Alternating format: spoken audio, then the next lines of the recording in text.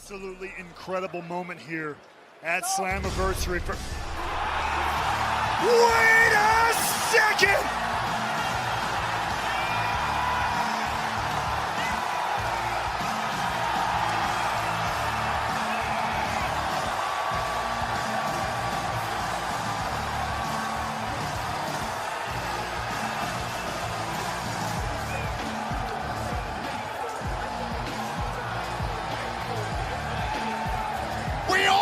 Dreamed of this day. AJ Styles has come home. This is about something special. This is about something that can never, ever happen again. So this is what I got for you. October. Bound for Glory. Hardys, Team 3D, one last match.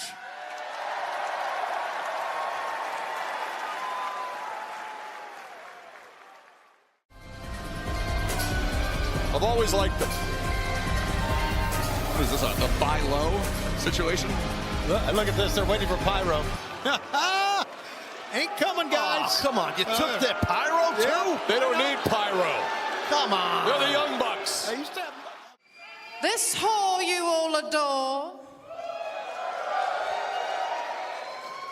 This slut you can't rebut. This bitch you want to itch. This skank you want to spank. This trollop you can't wallop. This tramp is still the champ.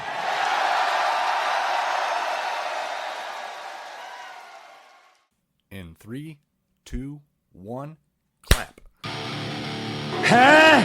Benoit balls. I still think Kevin Sullivan did it. I'm Aubrey Edwards. I'm not a wrestler. Tony's quick sniffs of the week. No, just my dickhead friends causing concussions and shit. All right, never mind. There's barbecue sauce. So good, half the face don't work. With Hogan that close up on the fucking camera reminds me of my racist uncle. I know you ain't listening, but you know who you are, you fucking racist. Uncle. Oh my God, for real? Don't tell me that's his name. Oh, no way. I was kidding. I swear to God.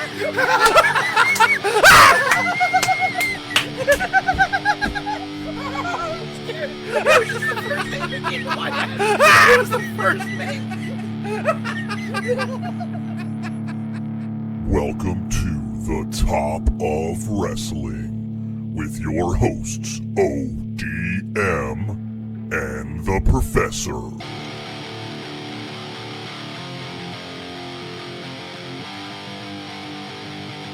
Good Wrestling Day! All aboard!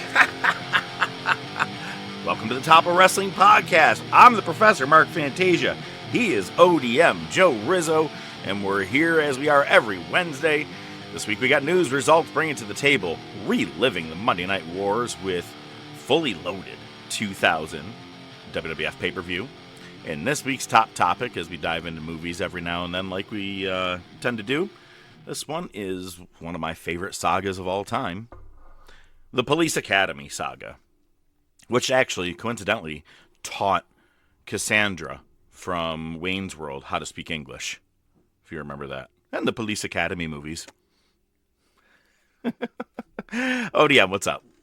Not too much, man. I'm here. It's been a crazy weekend. Got to watch Raw last night, which was kind of boring, but also had some good stuff on it. Excited. I feel like this is an unexpected show with lots to unpack and all completely unrelated to each other. Each segment has its own gravitas. Well, you know, even looking at the news stuff. When I put news together, I try to go, okay, well, these seem semi-related or something like that. I'm like, this is all just off the fucking wall, everything we have. So, but well, that's fine. The segments themselves. The segments themselves, yeah. as well too. as the news. Yep. So, but you heard my intro, and right before we went to hit record today, you texted and said, got to add something to the news, and gave a sad face. And I go, fuck, what? And I thought it was a wrestler, but I went to Wrestling Inc., and they already had it. 76-year-old WWE Hall of Famer and Prince of Darkness, Ozzy Osbourne, dies. I just watched his entire last performance just 2 weeks ago, where he did Mama, I'm Coming Home, and you can't not cry when you were watching it. He didn't sound his best because he was, where he is with Parkinson's and everything, or where he was. But damn, that sucks. Yeah, and my mom is the one of all people who texted me. When I was a kid, my mom had a record player and she had a lot of her records and her brothers and sisters' albums, and I would just thumb through them and play shit here and there. And I remember finding the Black Sabbath album, self-titled, and I remember putting that on. I posted it on Facebook today after I heard. When I played that album, the first song, Black Sabbath, changed my life. I'd never heard anything like that in my life. Absolutely. Was War Pigs insane. on that same album? No, that's on Paranoid. Paranoid, that's right. I was never really, I was more of I know a lot of his songs, but I didn't know where each one of them came off of each album. I never really did a major deep dive into Ozzy. I like Sabbath and Ozzy, but not enough to really dive into their shit. Sure. Fair enough. But on a solo alone, I fucking love Ozzy. Oh, absolutely. He's got a great, he's iconic, man. He's Lemmy 2.0. Or Lemmy is Ozzy 2.0, I guess you would say. I'd say Lemmy's first. But you also have, he was at WrestleMania 3 with, I think Jake the Snake Roberts he may have gotten involved with, I think. It's fucked up because I just saw the picture today. I already forgot who it was with. Anyway, shifting gears, fuck Bill Goldberg. Yeah, fuck Bill Goldberg. It was heavily promoted that it was going to be his last match. If you watched Saturday night's main event, there were, 17 video packages for Goldberg throughout the whole night, which probably is the reason that that they lost time. But there was a bunch of video packages the whole time, the streak, this, that. And he voiced his concerns. And what is it? Rosenberg. Sam Rosenberg? Yes. Bald guy? Something like that. Yeah. I know who you're talking about. Lost his shit. And then, I started reading everything about it, too. He's pissed. Everybody's pissed. Goldberg saying he's not happy with the send-off that WWE gave him. He said the amount of efforts that he put into this final match, he felt were not really reciprocated. And I go, get the fuck out of here. They literally gave you the World Championship match in your hometown. Not to mention, you fucking cracked Charles Robinson's rib. Mm-hmm. You didn't even, in your entire 10-minute speech, say, and thank you to Gunther for giving me my final match.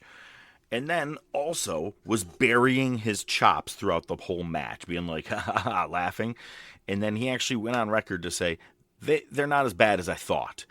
And I agree with what Bully Ray said. He's like, motherfucker, are you trying to bury? He is the best chopper in the business. You say chop, everybody's going to say Gunther.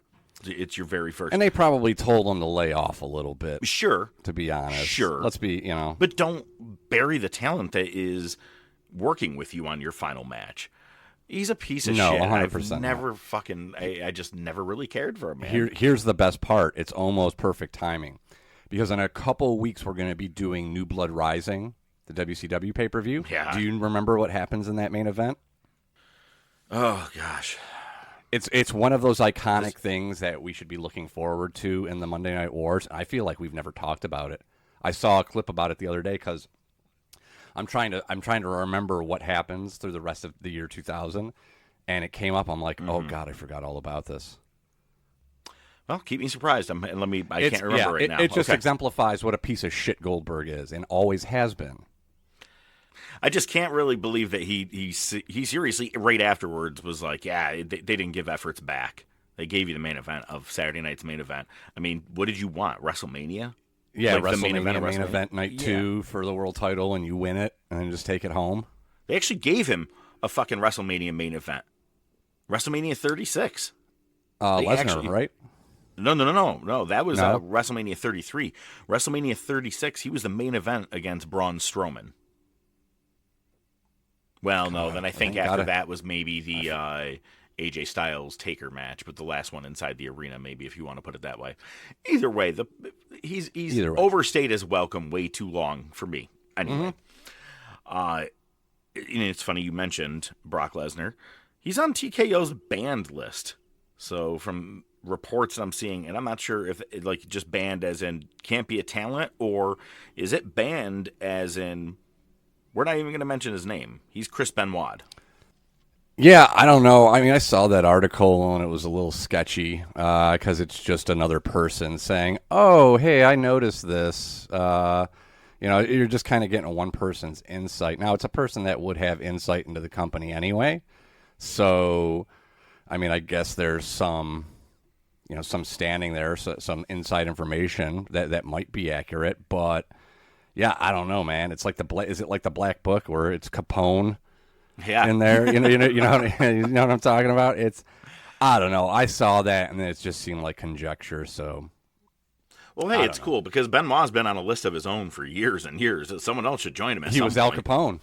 Yeah, he was the list. God, it's funny. I think last week or 2 weeks ago, I mentioned about how Coldplay cock-blocked Tony Khan and AEW from being at Wembley Stadium. Well, this past weekend, as everybody's seen, they cockblock the CEO from cheating. And, bro, okay, first, man, if you're going to cheat, play it off. Just unless you knew that you had a lot of family members there or something like that, like play it off and be like, ha, ha, ha, whatever. I've seen other things. Pretend like you were giving her the Heimlich. A lot of funny shit like that. But the fucking wrestling memes. They just kept growing and growing. Macho and Liz, Punk and Ryback, Diddy and McMahon. So those are all like parodies of the actual camera shot, right? Mm-hmm. My favorite is the one I found, and thank you for putting it on the logo. It's the graveyard match, or the boneyard match. It's Taker behind AJ. And outstanding. I'm here to cheat on my wife, and then Undertaker is Coldplay. The other favorite one that I have is the one with John Cena, where it's like guy cheating on his wife. Coldplay. Yeah. They were fucking fantastic. And the best part of our logo, by the way, is you wearing a kimono this past weekend for your birthday. Yeah. Well, we'll get to it. We'll get to it when we go to the table. We'll get deeper into it. I'm sure we're gonna have a long conversation about that one. The memes have been fantastic, and now they're also beginning with Sheamus from Raw with his little finger thing, and it's like the amount of work I'm going to be doing today. That much. Another meme I got to bring up that I thought was fantastic is Drew McIntyre put up a video of two toilets swinging back and forth, semi near each other. But on a rope where they're just going back and forth. And the caption says, Gunther versus Punk at SummerSlam. And then you start seeing the toilets bash into each other and break and everything. And I was like, Jesus, dude. Drew's meme game is better than anybody I've ever seen. And he's fantastic. Even better is that he was on Jimmy Kimmel with Randy Orton, Jelly Roll, and Logan Paul. To me, this is the Rodman Malone DDP Hogan thing that they did on Jay Leno. And then also when Jay Leno was on there as well and they did segments. That's what this is reminding me of right now. And yeah, I mean, it's cool that TKO is trying to get them into more of the mainstream eye, drawing new viewers and everything. I hate this. I hate this so much. It's garbage. I will say, if you are looking to get new viewers, not going to lie, as much as I hate him, Jelly Roll's your guy. He's the most, popular singer out there right now, so people are going to watch. And, dude, what does Peacock cost to watch it? You know what I'm saying? Well, fuck Jelly Roll. Jolie Roll? Anyway. Jolie Roll. But Drew McIntyre had the best fucking line before Jelly Roll actually chokeslammed Logan Paul through a table. Drew McIntyre said, "You lost 200 pounds. Now people are wondering, can you finally see your Tootsie Roll?" Terrible. I liked it. So last week we talked about a lot of fucking pay-per-views that happened, the longest wrestling day ever. And with All In, I gave you my opinions on what I thought each match was. And Uncle Dave really just surpassed everything I thought he was going to. Now, I actually did say on a 5-star category, or like a 8 or 9 out of 10, I gave Takeshita versus Bandito, a great score. He gave that match a 5.75. Shocking. Now let's talk about the All-In pay-per-view. Both the men's and women's casino gauntlet match got 4 stars. He rarely goes under 4 for most matches on an AEW pay-per-view. The only thing is that there's usually like 15 of those matches on the card. So right. Well, and it's funny you say that because the 3-way tag team championship match got 4. The one I called that he was going to give him 5.5 stars. I called that spot on for Swerve and Ospreay versus the Bucks. And he gave Tony Storm and Freddie Monet 4.5. So just a hair under being a 5-star classic, and that it was not. And he gave the same score to Kenny Omega and Kazuchika Okada. I'm surprised that didn't get a 5. For what they normally do, I guess it was a 4.5, considering the other matches are 7s and 6s. But, yeah, 4.5. And then, of course, Moxley and Hangman, the Texas Death Match, got 5.5 stars. So basically what he's saying is this entire pay-per-view was above average. Every match. Every match was above average. But then go and look at I didn't put it in here. Go and look what he gave the WWE Evolution pay-per-view. He gave everything under, like, no more than 4, 4.5. No one got a 5-star. Even though Rhea and Io actually put on a fucking bomb match. They didn't give him that. It's unreal. There you go. And yes, that was my perfect transition. That's something that's beginning next Tuesday. WWE Unreal. Did you get to watch the commercial? I think it was on, but I think we were talking, and there was no way, I couldn't really hear what was going on. I don't know how to feel about this. I mean, especially this day and age, kayfabe has been really buried now. Right. And they're just doing behind-the-scenes shit, and I don't know how I feel about it. I get a little old school about it, where I'm like, I don't want to see this, but there's, living in the year 2025 me that is saying, fuck yeah, I want to see this. So I don't know how I feel about it, man. I'm kind of conflicted. I'm the exact same way as you. It's funny you say that because, I mean, they're going to unveil how they did the Cena heel turn. And I'm like, Jesus Christ. But, I mean, like, some of it would be okay. Like, the part where they're all standing around the ring and Punk goes to Charlotte and he goes, "Hey, Charlotte, you ever shit yourself in the ring?" She goes, "I wouldn't tell you." She goes, "But I've peed a little bit." And he goes, "All right." I saw that, yeah. Okay, I did see that clip, yeah. See, I'm okay with that kind of stuff, though, but I don't want you to be like, and then we're like, let's turn Cena heel, this, that. I'm like, don't peel everything back, man. Let me just be happy with how you did it all. Or that you did it. Right. That you did it. Yeah, and I mean, ultimately, that's what we're there for, right? Yeah. So, each week, as it's going to be going on, because it's going to be, I don't know, maybe usually 31 days worth, is the G1 Climax, and it's the G1 Climax 35 edition.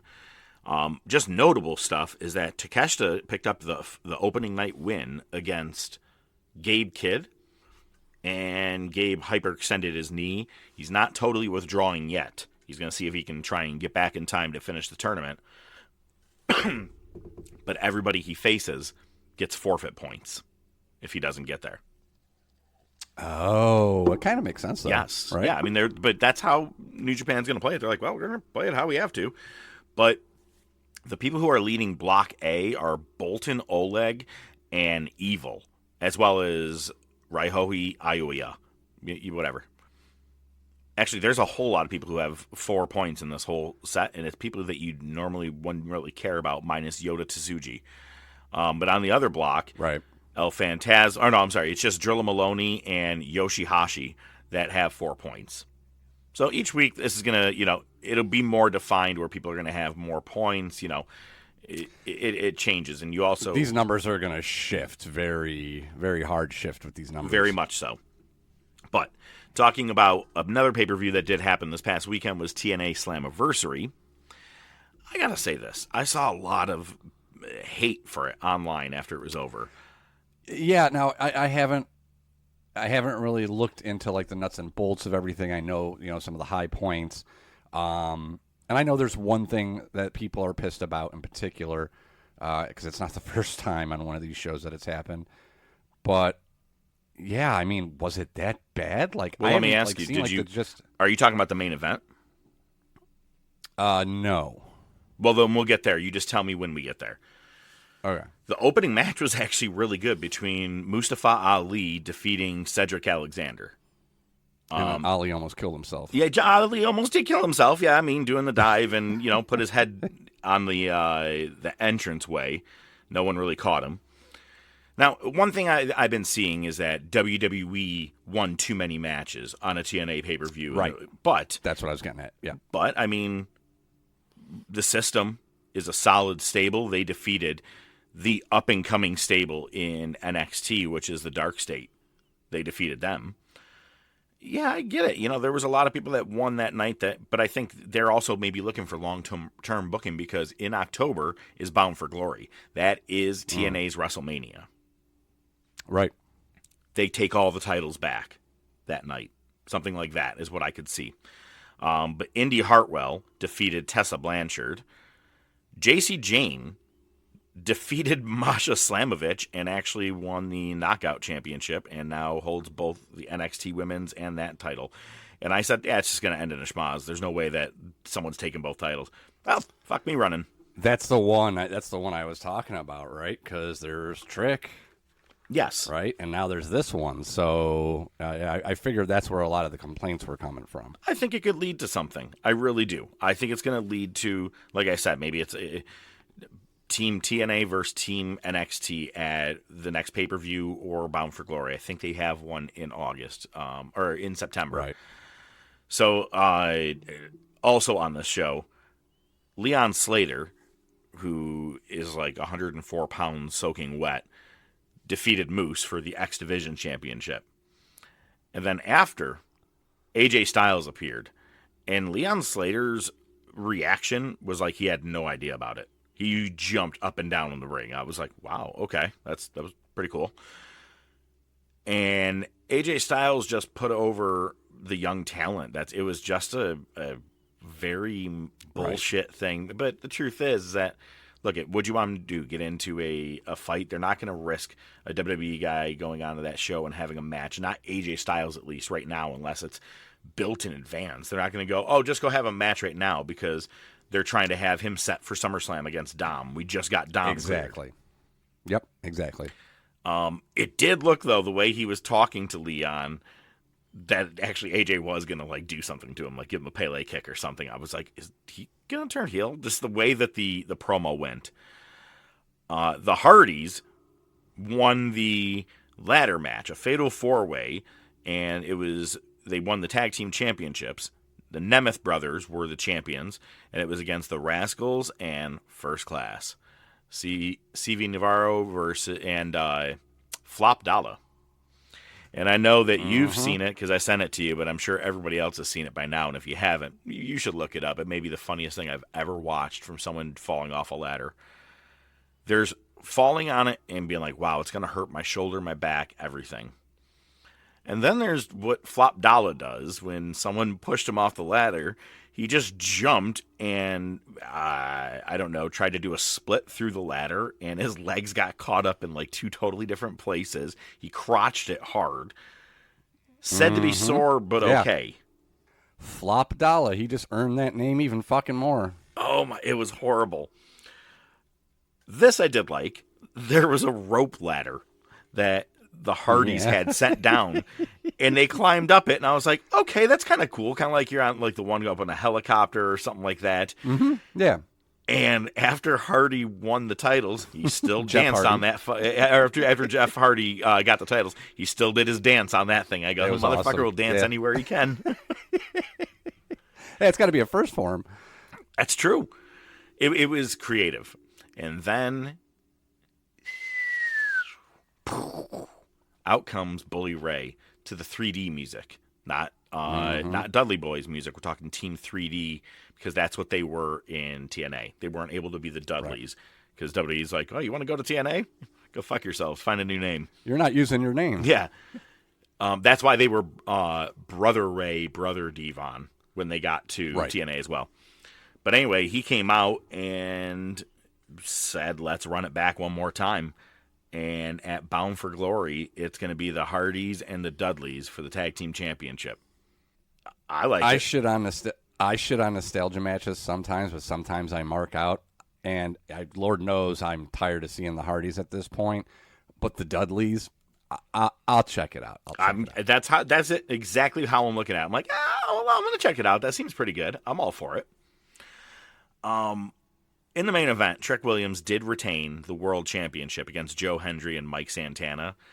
I got to tell you, from Mike Santana's entrance being in the back, they showed him, like, just as soon as they showed him and they, like, had the camera on him as he walked to the ring, kind of taking a WWE tactic from them, you know what I mean? As soon as they showed him, the crowd lost their fucking tits. I mean, everybody went nuts, and I was like, oh, he's over. I'm like, oh, man, put the title on him. Just do it. And they didn't, obviously, and I think they like to play the long game. Sometimes they play it a little too long. Joe Hendry, I think they waited a touch too long. But I could see Mike Santana going over. And it's funny because I did read a thing from Bully Ray. He said, Mike Santana is an extremely well-polished Eddie Kingston. Got the same attitude, the same demeanor in the ring, but he's a well-polished he's a little wrestler. bit better of a wrestler. Better wrestler. That's what he's saying. He's a better polished Eddie Kingston. What we like about Eddie Kingston, Mike Santana is, but can also fucking bring it in the ring. All right, very good. Kingston's like, I like cookies. I can see it. Well, you got a fucking problem. I like cookies. It's still one of the best promos ever. They made it look like Santana was going to win, and just as he was about to, Trick pushed him out of the ring and got the pin. I go, you cunt. But it's such a heel thing that I look at it. I'm playing the long game on this one. I'm hoping that they're going to do something big by Bound for Glory for this. Right, exactly. That's what I was just going to say. Hopefully, man, it'd be cool as shit. Yeah, if he does end up getting another title shot, I'm hoping that he does. I'm definitely going to watch them just for the prospect of Santana possibly winning that world title. It may just be Bound for Glory, which would be perfect with the Hardy Boys match and everything. I mean, we may actually have to get together and watch a TNA pay-per-view. That's where we're at. I never saw that one Never. coming. Not on my bingo card.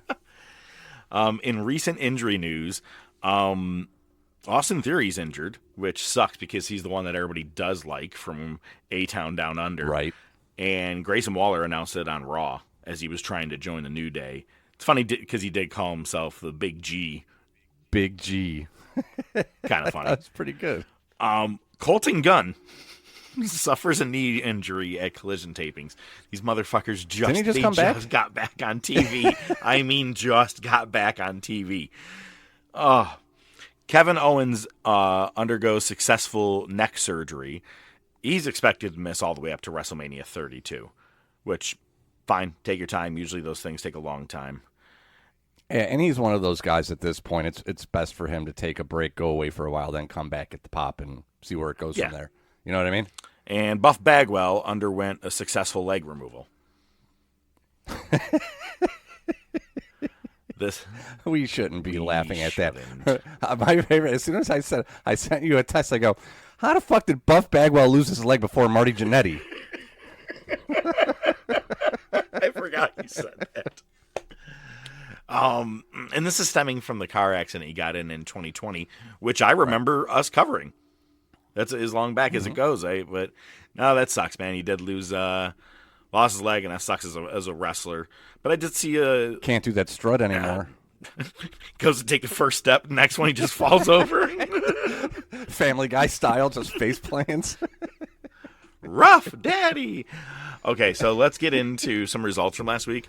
So Dynamite, they followed up with their biggest event of the year, All In. They followed up with a bunch of tag matches that were set up in advance that people could know about. You see that. Now, you see, back in the day, man, when Dynamite first came out, and we're like, it's Darby versus Moxley tonight. It's going to be Cody versus Scorpio Sky. And you're like, fuck, each one of these matches sounds good. Everything is a 5 or a 10-man tag match on Dynamite as of late. Well, it kicked them in the dick because it's not only their lowest ratings of the year, but pretty much close all time. It was like 588,000, a .15. Jesus. Well. And then here's where, I don't know, I didn't know to put this on Dynamite or TK's Quick Sniffs of the Week, so I'm just going to go, hey, Edge has a new shirt. Legend. Spelled Ledgend. Because, Edge is in there. And it's, yeah, well, it's funny because this doc is like, are you sure you don't want to change this? Spell checker had a stroke. But it's a shirt. It's his shirt. And I'm like, oh my God, you misspelled legend. They're like, haha, we're selling these. I hope they get stuck with like. There's no way they're going to sue us after this. I hope WWE's like, you know what? Fuck them. Let them take it. Let's see what happens. Because they're going to get stuck with like 2 million T-shirts that were printed and ready to go, and no one's buying that shit.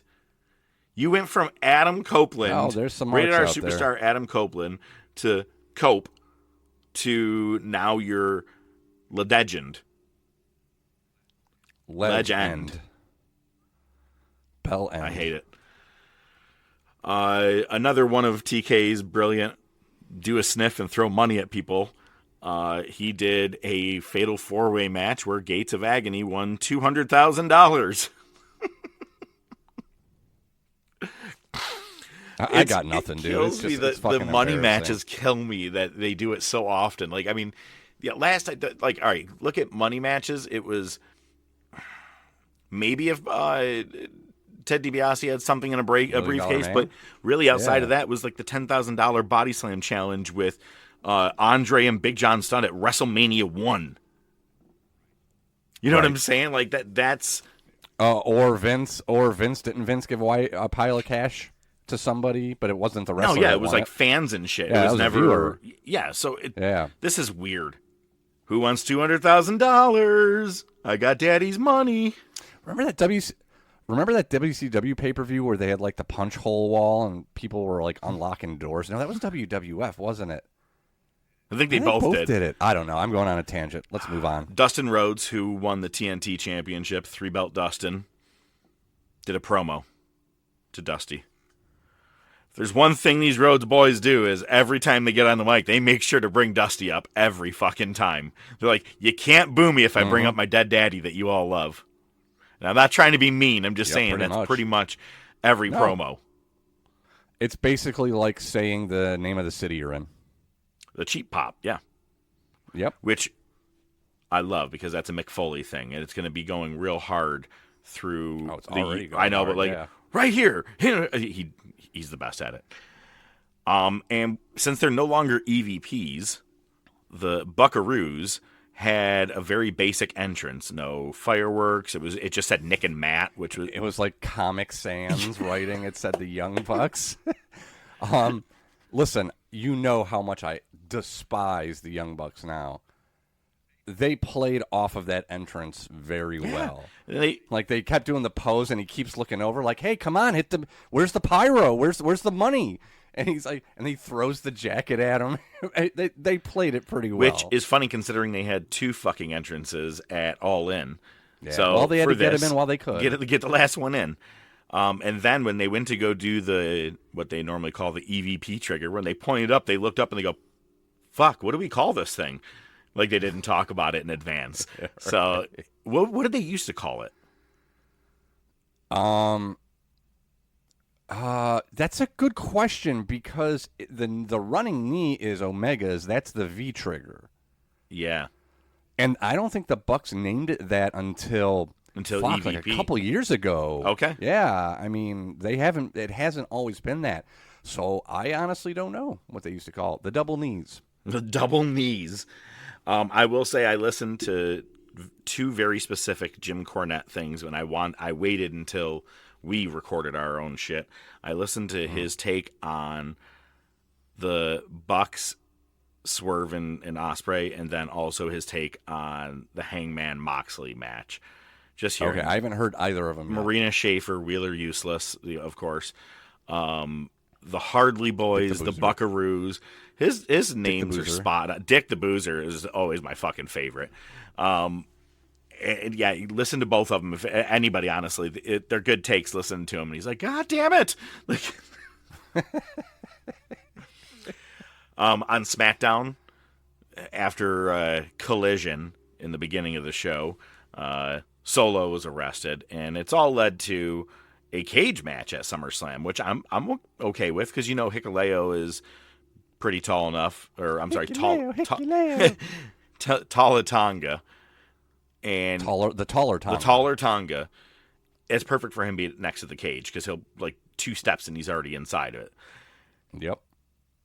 I like it for SummerSlam. I think they're kind of bulking it up, and we're going to talk about that in a minute. But also, an unconscious John Cena signed a contract with Cody Rhodes doing the work for him.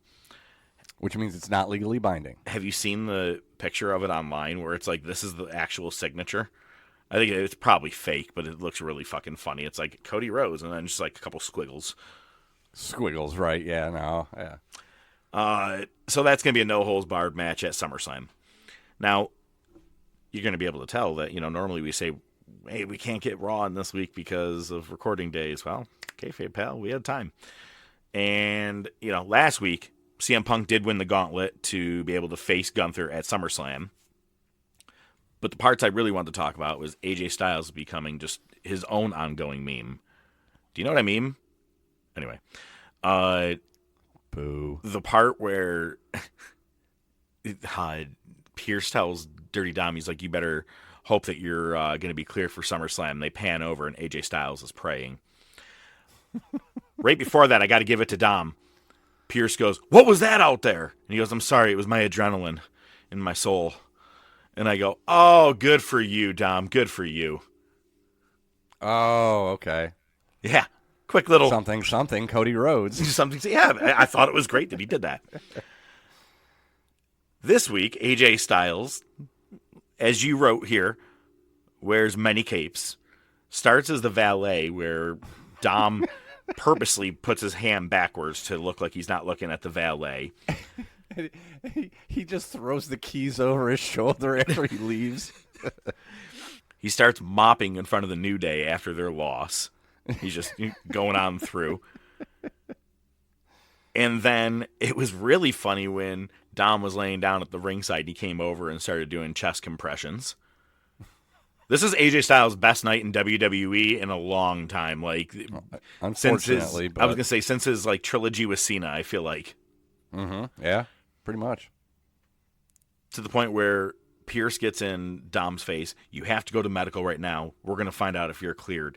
And the doc comes out, and AJ Styles goes, "Does it still hurt for Dom to pee?"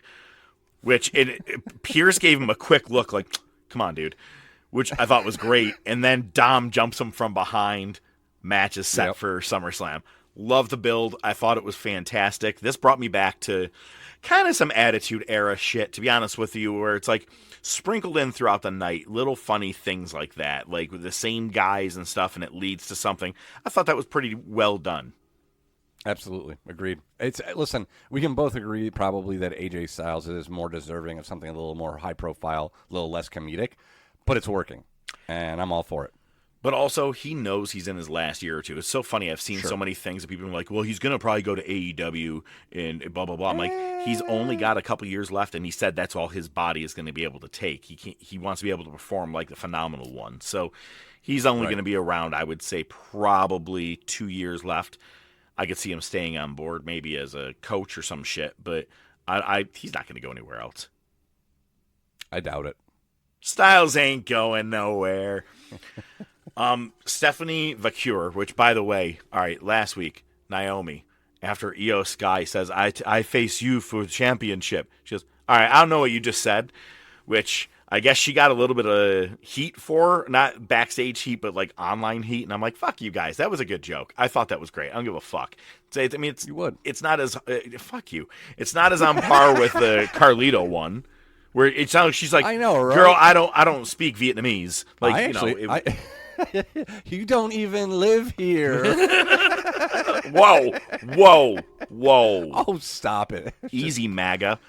No, but this past week, or this past Raw, she comes backstage and she goes, Stephanie Vacrower, or however you say it. Anyway, you can hate Naomi. I don't give a shit. I like it. I like where she's at. Oh, no. But that's a good, yeah.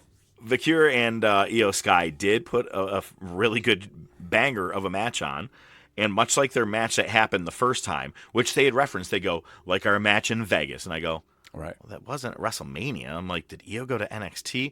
I forgot the night after WrestleMania on Raw, they had their first match, and it got interrupted. Well, so did this one, this time by Chelsea Green and her Secret Hervis, which we haven't really talked about as a name. I think it's funny. It's clever. It is. Then Naomi and Rhea Ripley joined in. But when Rhea Ripley came out, it sounded like the loudest fucking pop ever. And then they backed up and they showed the crowd, and people were like just holding their phones more than anything. They weren't. They were just like, okay. Right. I almost wonder if they're starting to pipe in some sounds on shit. It didn't sound blatantly obvious to me, but it's possible. They've done it before, so I wouldn't put it past them. A match that I think they should have saved for SummerSlam, let me just say this right now, they had two matches now, Sheamus and Rusev, two since Rusev's been back. Maybe the rubber match will be at SummerSlam. You got 2 nights. Put some guys on the card like that. You know what I mean? Like Priest and Aleister Black. Get them on there. Just get some singles matches in there. And I thought Sheamus and Rusev had a really good match. And, man, Sheamus gave a real hard fucking brogue kick to Sheamus's face. To Rusev's face. Got him fucking good. Oh yeah, I actually joked with Wheezy when we were watching. I said, this is probably going to turn into a best of 7 series. Oh my god, I actually had the same thought. I go, this is going to be Sheamus and Cesaro. That's really funny you say that. There was a part where Sheamus did get up on the top rope and then quickly had to come right back down. And he's like, whew, that was close. He hit it, though. At least he caught himself. Yeah, it was a little off, then he went back. Hey, better to not, kill yourself. Yeah. AEW there just went with it. Remember the time we watched, who did we watch break their arm? Was it Phoenix. Ray Phoenix? Mm-hmm. Jesus Christ. Like a pretzel. In a shocking win, and this one got me, it was the number 1 contenders match in a 3-way for the tag titles. And it was the Creed brothers, the Botch brothers, or Killing brothers, whatever you want to call them, the New Day, and LWO. And I go, why do they even put LWO in here? They're not going to win this shit. And then LWO won that shit. And then they won, yeah. I have to say, Ludwig Kaiser as El Grande Americano is outstanding because he actually speaks Spanish. It's so fucking great. I think he's doing better than Gable already. And I think when Gable gets back, and I'm not sure how long he's going to be out, but when he gets back, it's going to be like 2 doinks. I think that they can really play it off. And I'm the real one. I'm the real one. And fuck it, man. Just go with it. What if they get a 3rd one just for the hell of it? They probably will. Karrion Kross picked up a win on Raw against Sami Zayn. Used a pipe. Yeah, well, as a heel, I'm fine with that. Yeah. He had a bloody nose, and he knew that he did, and he was trying to wipe it all over his face after the match was over. But then he gave a real hard kiss to Scarlett, and she just had the bloodiest looking mouth. She did the wipe too, though. She kind of played it off too, though. Yep. I'm like, I love how sadistic these two are. They're great together. No, fantastic. I was telling Weezy, I forgot to show him. I wanted to show him their entrance in NXT. Oh, yeah. Remember when he had that best of 7 series against Jeff Hardy, but he had to come out with Shockmaster's helmet? Oh, God. Terrible. When he got it was on like Raw. the Sultans. Remember the Sultan? Yeah, that's Yes. that's pretty Yeah, much pretty the much. same mask. It was fucking terrible. It was the same time that Keith Lee became Bearcat. Bearcat. Rawr. Hey, writers, you remember that black wrestler from the 50s? Bear something?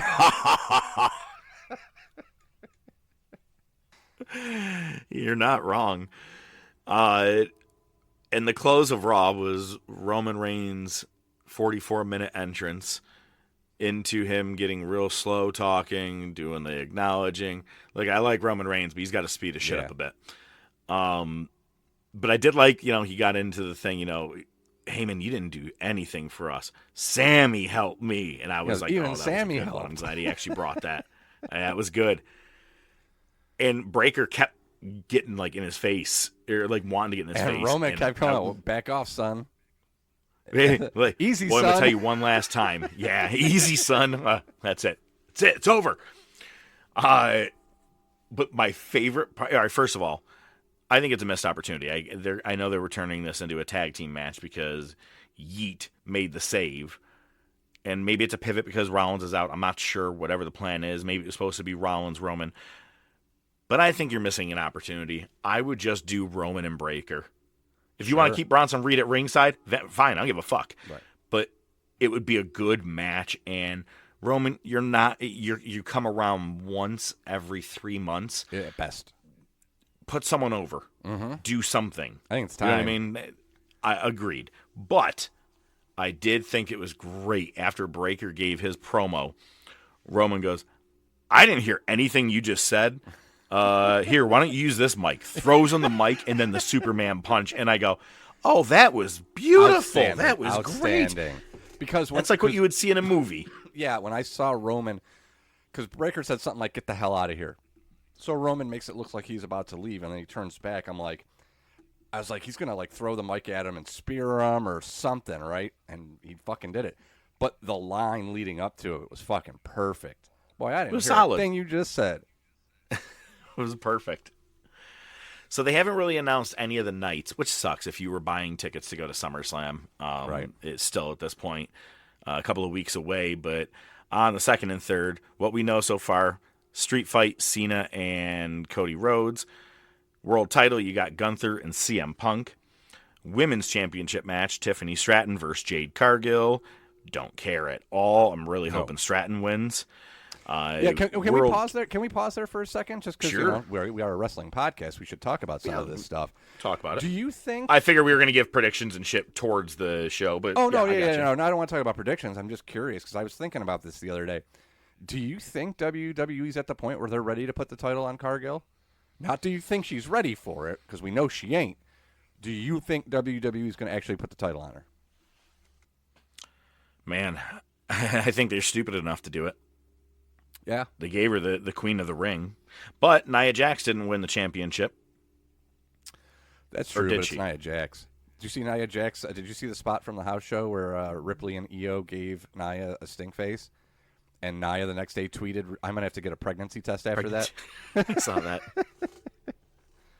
that. Wheezy's girl. The World Championship is a triple threat. Girl. Oh, we're going to have to really write a whole parody for that one. Yeah. Naomi, Rhea Ripley, and Io Sky. Technically, what was the main event of Evolution. Hey, I want to say this. We don't get any pay-per-views that are all-male pay-per-views, right? You're just not allowed to do that anymore. You had your two. Well. Fuck off. You don't get any more. If not, then we're getting an all-male pay-per-view one night, and you're all going to have to sit in the house and do something like...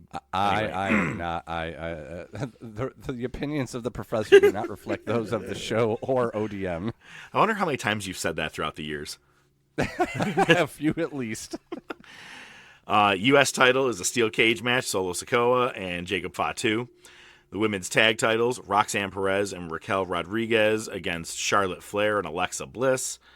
I think Flair and Bliss are going to turn. Someone's turning on each other after that match. I don't see them winning the titles. Yeah, or they try to do something with the why it sucks. Oh, God, I really hope not. Intercontinental Championship match. It's official. Dirty Dom and AJ Styles. The Women's Intercontinental Championship match. No DQ, no countouts. Becky Lynch versus Lyra Valkyria. And if Lyra loses, she can no longer go after the IC title while Becky's a champion. I'm like, okay, that's fine, because I think 7 matches has been enough. Yeah, seriously. It's fucking Becky Lynch and Becky Lynch 2.0. I fucking hate it. Have you noticed Becky's outfits the last couple of weeks? Red and yellow in some form. Yep. Mm-hmm. Good for you. I'll give you points for that. Yeah, play into the. If someone was calling me that or something like that, play into it. If someone was calling me Bill Cosby, popping pills everywhere, left and right. And also, you do have the Rolling Jelly and Randy Orton against Drew McIntyre and Logan Paul. Hooray. Exactly. Bathroom break. Now, I will say, I love that Buster really does pay attention. He just randomly sent me a text, and I go, that's who it was. During the part where Edge showed back up and Nick Wayne was in the ring with FTR, I go, there's one more fucking person was in the ring, and I can't remember.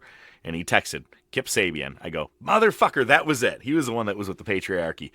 I just forgot all about it, but good job, Buster. Thanks, fella. Let's go to the table. Just bring it, bitch! Oh my God! I know a couple of weeks ago I had told you I had the bad knee problem, and then the swelling went down to my my foot, and it's been kind of, just going back and forth. Been a lot of fucking fun. I don't know if I actually said on this show, but it's really funny to just kind of hear this. I went to an ortho specialist, and he said, I just have to deal with it for the next 6 to 9 months and hope it goes away. That was a month ago, so now I'm down to 5 to 8 months. But, yeah, dude, I'm crutches bound pretty much for the next, 5 to 8 months. Listen, I get it's hard just, based on where you are and stuff, and, other things. Go get a second opinion. Yeah, well, there is that. I know easier said than done, but that sounds like bullshit. If a doctor put some tussin on it, I could have told you that. You wouldn't have had to pay a fucking copay. Joke's on them. They gave me very little information. I'm taking a very long time to pay that bill. Hit him where it hurts. How was your weekend? Oh, man, it was a blast. It was a blast. So birthday brisket, I'm sure I've mentioned it. This is only the second year. It's going to become a yearly tradition, especially after this year. I don't even know if I can go through everything. So Friday, I did it on Saturday. I had a bunch of people over. Friday, I went out and got the brisket. Actually, I got Thursday. 16.67 pounds. I was actually going to ask how heavy it was, because when you sent me the picture, I was like, dear God. Yeah, that fucker was big. I trimmed it. I don't think I did a great job trimming it. So, it was probably down to, 15 pounds probably, But, yeah, no, I've got some video. I'll send it to you. Obviously, I was a little tuned up at that point. It was later in the evening. So, I was there. I showed up real late, right? I say, yeah, right. But, my parents were there. My older son's girlfriend's parents actually showed up. So it was cool. Got to talk with them. They actually brought me a gift, and it was hilarious because the day before, I had went to return the bottles and cans. So clap your hands. I bring them in. Yeah, there you go. And when I went in, they had a bunch of booze bottles with, like, little LED lights inside of them. So they're kind of like a decorative table lamp, right? Cool. And it was really cool because they must make cork-shaped, like, batteries, that the strings attached to, because that's what they were using. So it looked kind of cool. And they had one that was Bombay Sapphire. I'm a gin guy. Bombay Sapphire is one of my favorites. They were $4. Nice. Got $18 back for the bottles and cans. I said, here, take the fucking $4. I'll take it. So the parents, they got me a bottle of Bombay Sapphire. Oh, nice. A full one. So I was like, that's fucking hilarious. Then I had to introduce them to everybody, and I couldn't remember the mother's name. I called her Liz. Her name's Kathy. Sorry, Kat. So there's that. It's your birthday. You're allowed to be wrong. Yeah. Wheezies were there. My brother-in-law and his wife and their kids were there. Whiskey Man was there, and Whiskey Man brought the centerpiece, I would say, next to the brisket of the whole night. What's he into, floral? He what? Is he into floral stuff now? You said he brought the centerpiece. Oh, okay. I see what you're saying. He actually is an interior designer for Lazy Boy right now, so it actually does fit. It tracks. So his sister, the story is his sister was going to get rid of this thing, and he's like, don't get rid of it. I'll take it. It's a Margaritaville, like margarita / frozen drink mixer. It looks like cool. a giant Keurig. You put ice on the top. It's fucking hilarious. He made Bahama Mamas or some shit. They were delicious, but it's hilarious because it's got this weird-looking pitcher, and he takes it out, and he's putting all the ingredients in it, and basically, you crush the ice, it comes down into your mixture, and there you got like a slushy drink, right? But he fills everything, and he puts it in, and he's grinding the ice, and we're all standing there like fucking bunch of monkeys, like, how the fuck do you pour this thing? And all of a sudden, Whiskey Man goes, oh. He takes his cup, and it's got like a little lever on the front. You just push your cup up against it, and it fills the drink. Oh, that's cool. It was cool. I'm kind of disappointed he didn't live it here. But no, man, it was a great night. Everybody was just in and out. So people were playing wiffle ball. People were playing darts. There's a door that goes from my patio to my garage. So people were in the garage. People were out in the patio. And everybody just kept going back and forth. It was just one of those memorable nights. It was everything I wanted it to be. Everybody came. Everybody had a good time. It was just awesome. I was without a car, so left, not everybody made it. My bad. Right. Everybody had a DD. Everybody had a DD. Nice. I can assure you of that. My dad drank my bottle of scotch. He There's had half a a DD. bottle left, but my mom, he came up when he was leaving. He hugged me. He did the face slap thing. We're like, oh, how you doing, fella? Go home, Dad. He was busting Wheezy's balls about chicken nuggets. Not bad, but so it was a great night. So everybody left, and then the kids, it was just me, Mrs. ODM, and the kids. And the kids are like, oh, let's give you your gifts. Let's give you your gifts. I'll tell you a couple things I got from my older son. He got me the Fugees, The Score, on vinyl. Oh, solid amazing. album. Solid album. Amazing. I was so excited. And then he tells me, I got this at an estate sale. I thought you'd like it. And it's actually on my chair here, so let me grab it real quick here. It's a pretty thick jacket. It's not like a winter jacket necessarily, but definitely cold weather. North End Sport is what it's called. That's the brand name, apparently. But that's not the important part. This is the important part.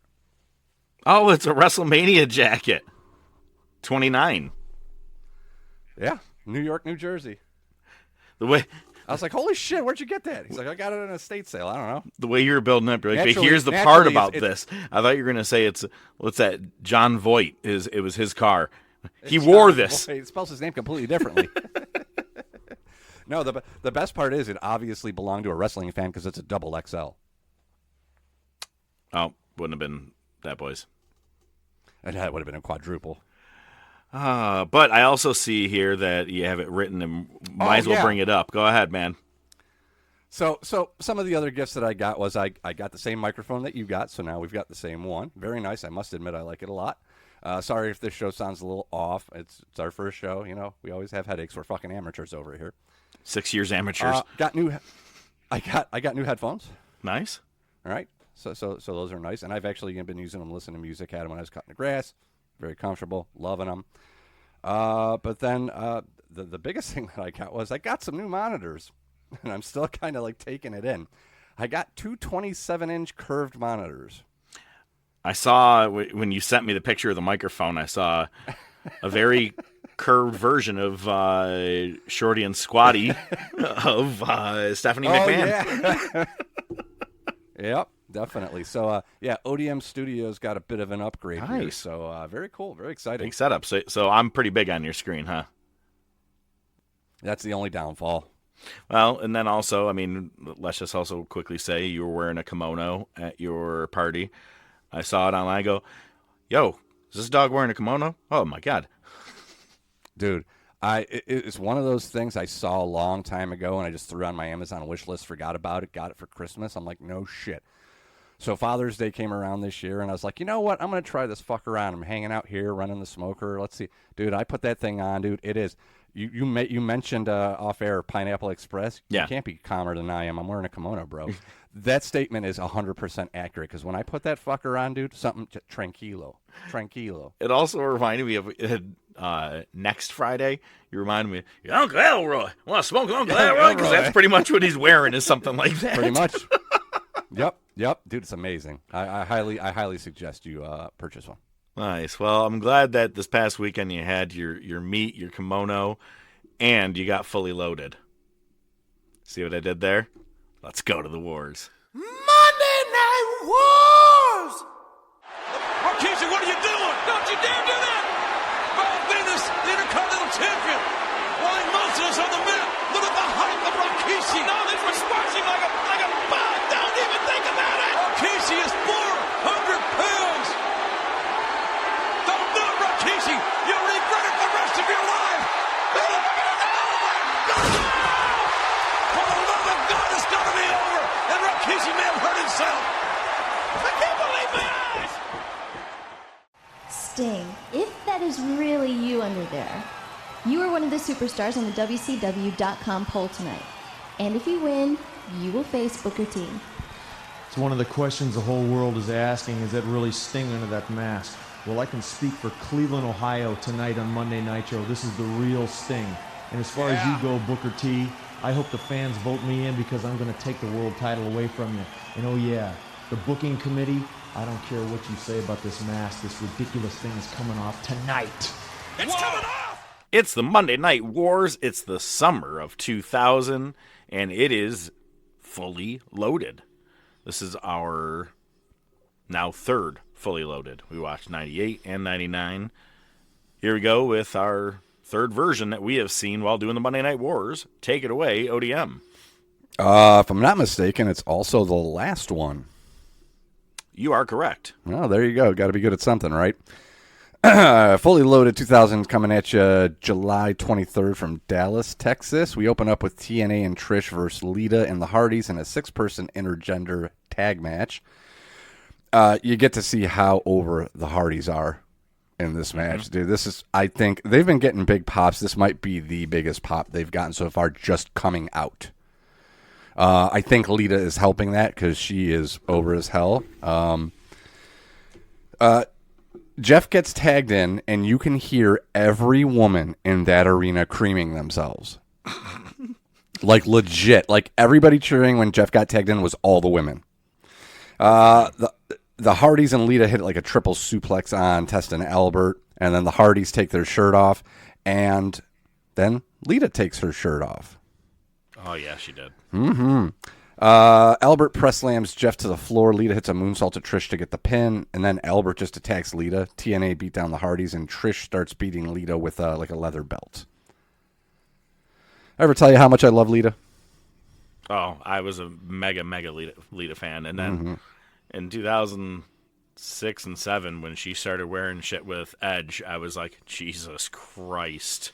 I mean, she's already got the low-riding jeans with the thong sticking out, so, I mean... Let me see that thong. Good for Lita. We know it's your favorite song.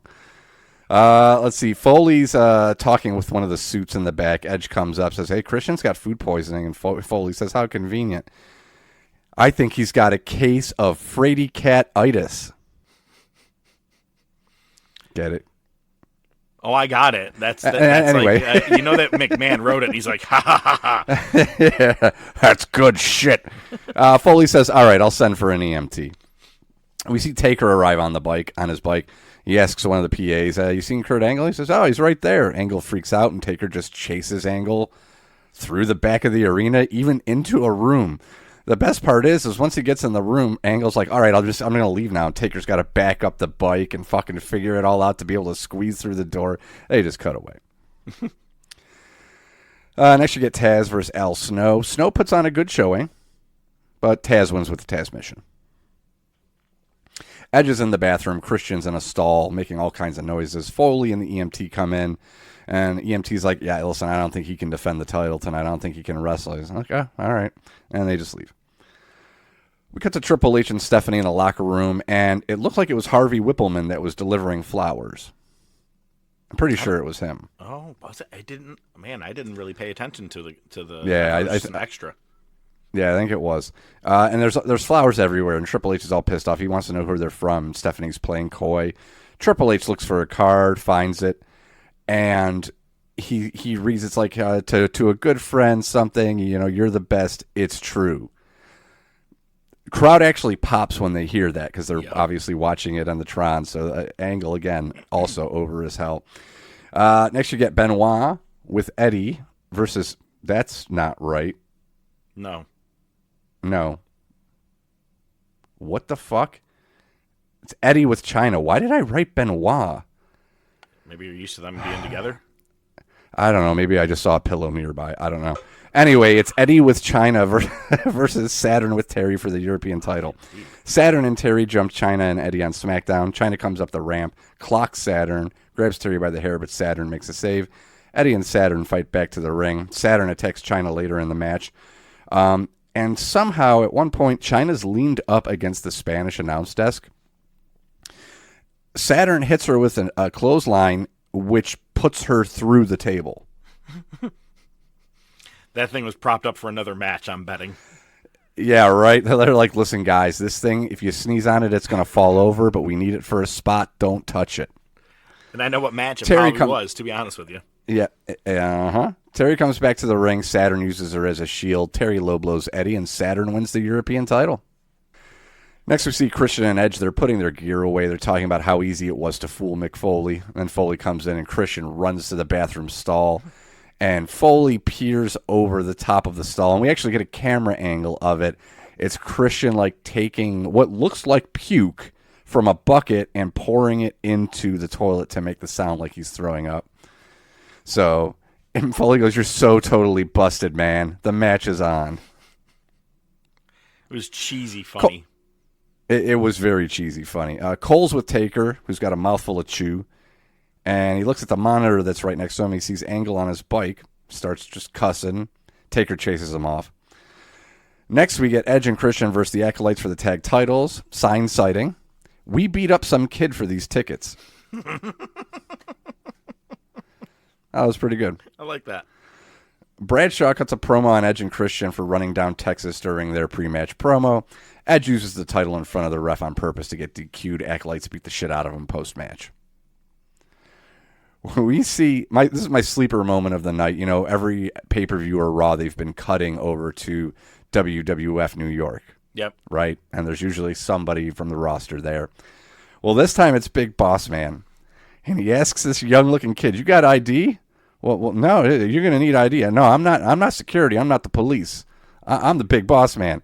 And then, he just gives him shit, and then before he leaves, he just drinks the kid's beer.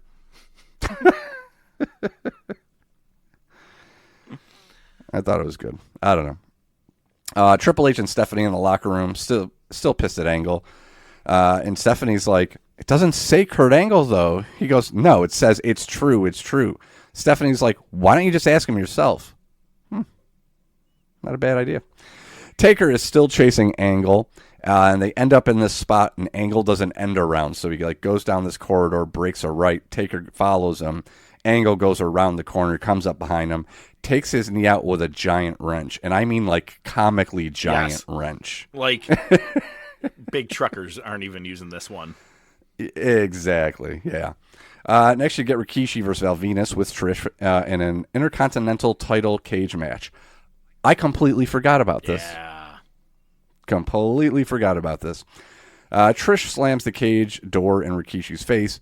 Lita comes out, starts whipping Trish with the belt, pulls her shirt off because Attitude Era. And then we get the spot. Rikishi climbs up to the top of the ramp. Milks it. JR's freaking out. Cage. What'd I say, Sal? You said ramp. Ramp, whatever. Yeah. Knife, sword. He gets to the top of the cage. And he hits the fucking splash. Oh, it was solid. Fucking crazy. Nailed it, dude. Rikishi goes to leave the cage, and Taz comes out, attacks him with a camera. And Val Venus is able to retain. I mean, listen. if I told you go watch this Rikishi Val Venus match, you'd be like, no, I got better things to do at my time, and I'd completely respect that. No, I remember this was a solid match. I remember watching it the first time. This was I want to say like a VHS rental.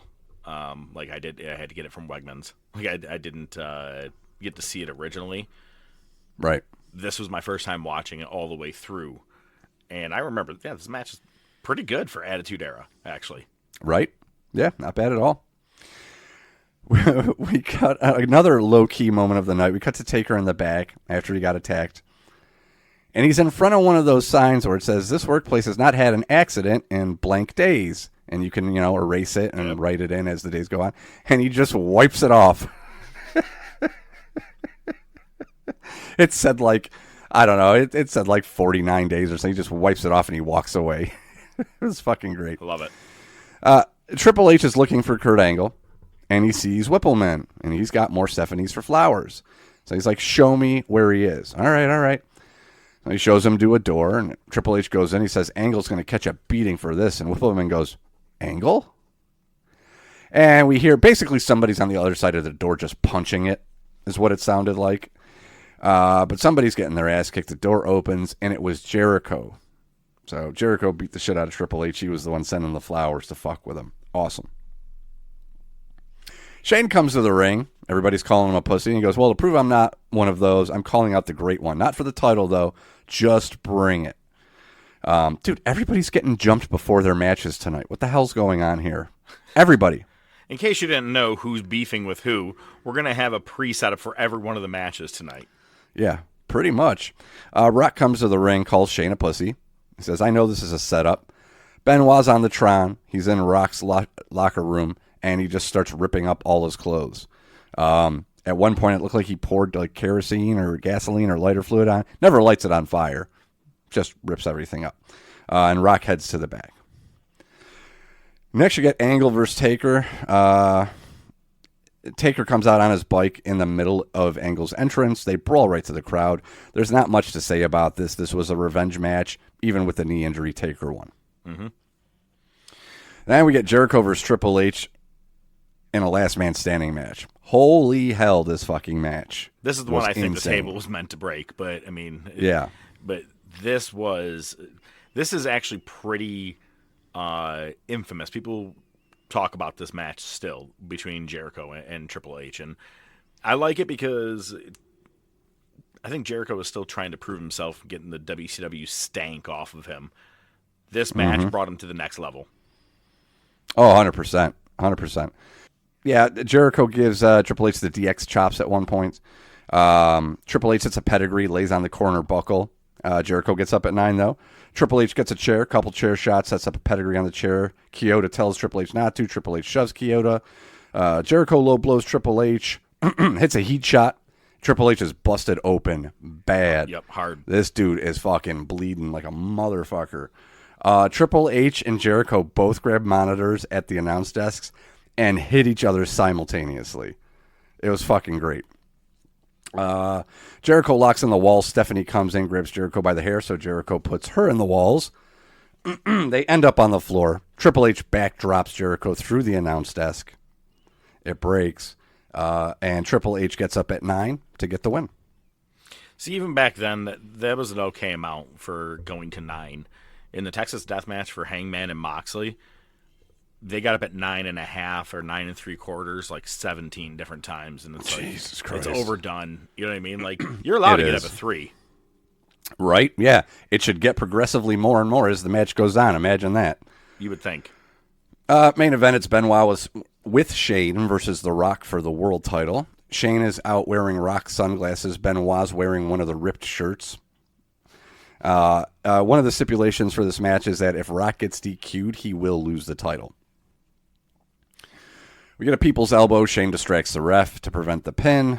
Benoit gets a chair. The ref grabs it. Shane gets it, takes out the ref. Rock uses the crossface on Benoit. Benoit taps out while Hebner is coming to. And then Hebner calls for the bell. Talks to Fink. Calls Benoit the winner via DQ. Rock grabs Hebner. Shane hits a chair shot to the head to Rock. And Foley comes out, says, I didn't see a DQ. Match continues. Benoit locks on the crippler, rope break, and Rock hits a rock bottom on a reversal. 1, 2, 3. Retains. And another man who showed that he belonged in the main event, I feel like, right there. I thought Benoit put on a pretty good show with Rock. I mean, look at the talent you've got right now. You've got Benoit, you've got Eddie, you've got Jericho. Those are your 3 big guys from WCW that are actually like top tier. You've got The Rock, you've got Triple H, you got Taker, you got Kane. Yeah. I mean, that's a stacked roster right there. I mean, I hate a lot of the concepts of Attitude Era, but I love the wrestlers. Mm-hmm. Fuck yeah. After these messages, we'll be right back. Fuck those other 2 burgers you can have sex with. With this new chicken sandwich, you can fuck it all day, all night, and whenever the fuck you want. You can stick your dick all the way in this sandwich, or the sandwich can stick its dick in you. You can come inside, outside, and all over this sandwich. Your balls will be drained into this sandwich, and they might explode too. Come to Burger King right now to fuck this sandwich. Or not, it's not like I fucking care. You're not seasoned this day. Fuck you. Hashtag not a sponsor. Raw's in Austin, Texas the next night, July 24th. Opens up with Foley coming to the ring. Says he was worried about Fully Loaded. It's his first pay-per-view as the GM. Wants to make sure it was worth the price. And he just puts the pay-per-view over. Angle has demanded a rematch against Taker. Foley says, as a wrestling fan, I'd love to see Kurt get his ass kicked again. So he books the match for tonight.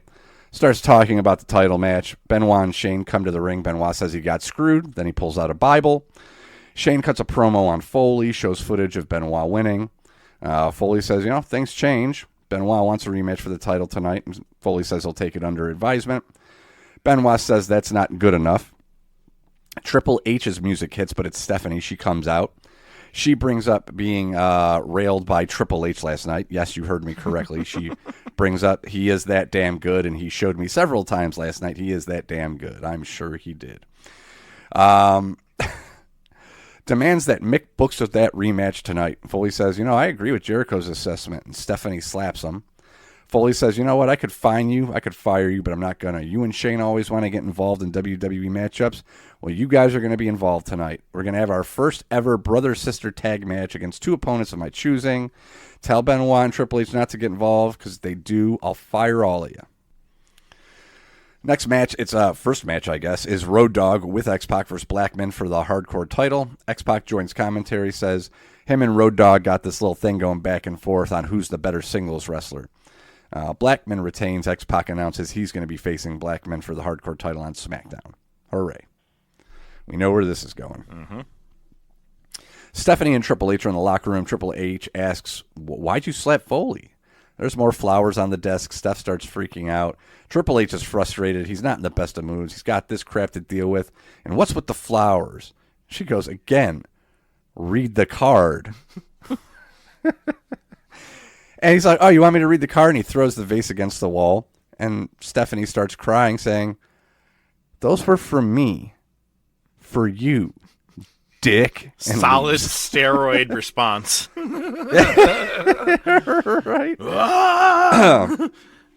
That was your dinner, so asshole. Next you get... Yeah, right. Well, I got all kinds of mistakes in here. Shane and Stephanie versus... Lita comes out first. I ever mention how much I love Lita? Shane starts cutting a promo on Lita, and then the Big Show's music hits. Another big pop. Shane's reaction is priceless. Shane powders to the back. Show gives chase. That leaves Lita and Stephanie.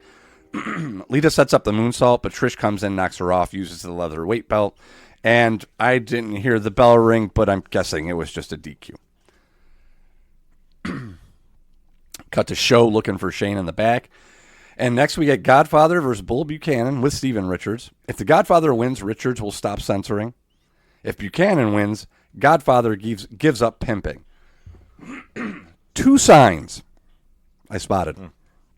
First, trash bag hoe wanted.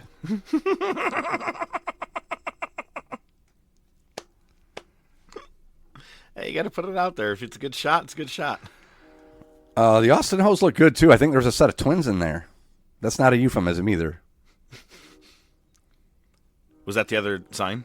No. The second sign is, spank me like the dog I am. That was Vince.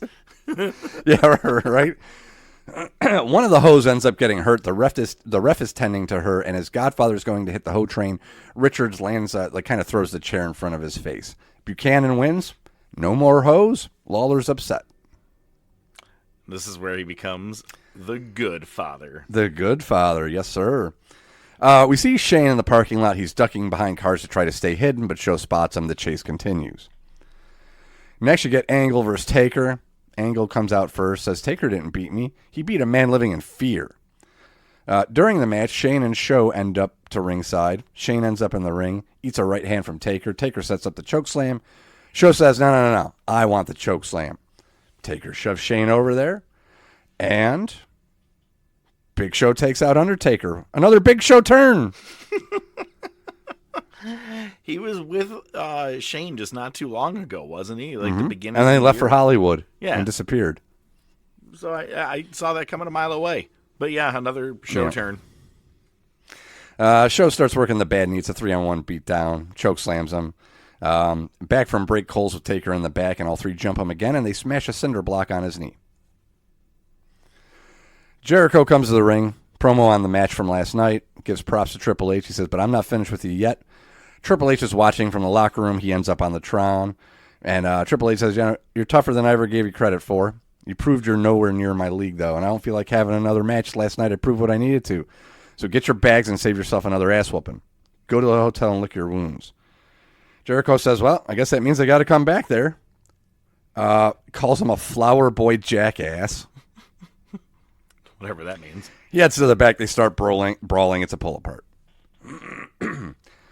We see Big Show and Shane leaving the limo.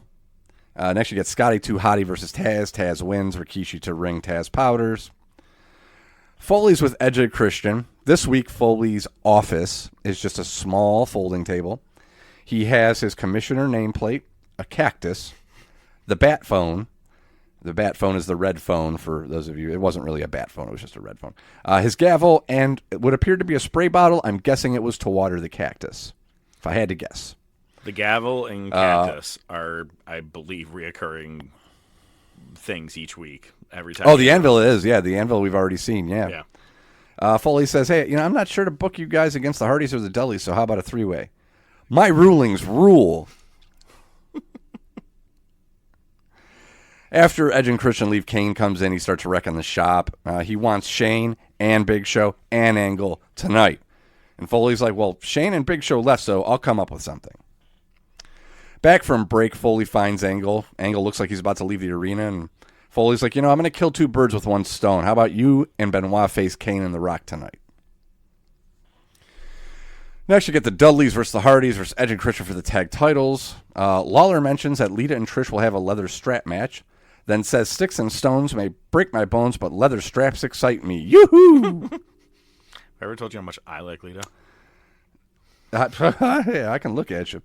Edge goes to use the title, but the ref takes it. Dudley's hit a doomsday. That was kind of cool to see. Edge ends up hitting Christian with a spear. And then Jeff completely whiffed a swanton. Like, completely overshot it. He didn't even... His hair might have hit him. I don't know. Not as fine as one. But in the end, Edge and Christian... It was like the one retained. he did to Jinder Mahal No. in that Greatest Royal Rumble where he completely missed him, and Mahal's like, I'll fall down for you. Yeah, I know, right? Oh, I hate when that shit happens. Trish is with the hairdresser complaining about the match, calls Foley a sexist pig. I'll sue his ass. Let's see. So we get Trish versus Lita in a leather strap match. I ever tell you how much I love Lita? Lita starts by ripping Trish's shirt off. Ref gets whipped in the face with the strap. Lita hits a moonsault. Ref is still down. And Stephanie returns the favor, causes a distraction, hits Lita with the title. The best part was Lita went back before the title got to her face. Yep. Like, Steph was halfway there on the swing, and Lita just goes back. It was fucking fantastic. Trish gets the pin in a strap match. Don't ask. Main event, Angle and Benoit versus Kane and The Rock. The heels are working Kane's knee. Kane chases Angle up the ramp. Rock has Benoit on the crippler. Kane presses Angle at the top of the ramp, but Shane hits him with the chair. Kane no-sells it. Then the Big Show comes in, takes out Kane. Show launches Kane into he does like the Rey Mysterio lawn dart thing, but he does it into the WWF.com signage above the entrance. And he tried to do it once and it didn't look good, so they did it again. Shane runs in the ring. Rock chases him up the ramp. Angle attacks Rock with a chair. It's a 3-on-1, and the heels stand tall. Again, no idea if somebody actually won this match or not. Just the heels stood tall. That's the important part. And wrestlers were in the ring at some point. There you go. After these messages, we'll be right back. Really, BK, do you think anyone is going to go there to fuck your sandwich? At Arby's, you can fuck any of our smokehouse sandwiches and curly fries with no repercussions. Your balls will not explode, and this will be the most pleasurable experience of your life. Burger King can never give you the satisfaction of an Arby's sandwich. Our layers and layers of meat will make your dick feel so fucking good that you won't stop coming back for more. You can come inside our sandwiches, come on it and eat the sandwich, and it will still taste good. That's the Arby's guarantee. Arby's, we have the meats. Hashtag not a sponsor. Well, remember how we were excited last week because there was a tournament? Yeah. And it wasn't so terrible? Yeah, they went right back to the shitter with this one. Nitro's in Cleveland. Lance Storm comes to the ring. He has the Canadian World Heavyweight title. Plays O Canada again. The Canadian flag lowers from the rafters, runs down Americans.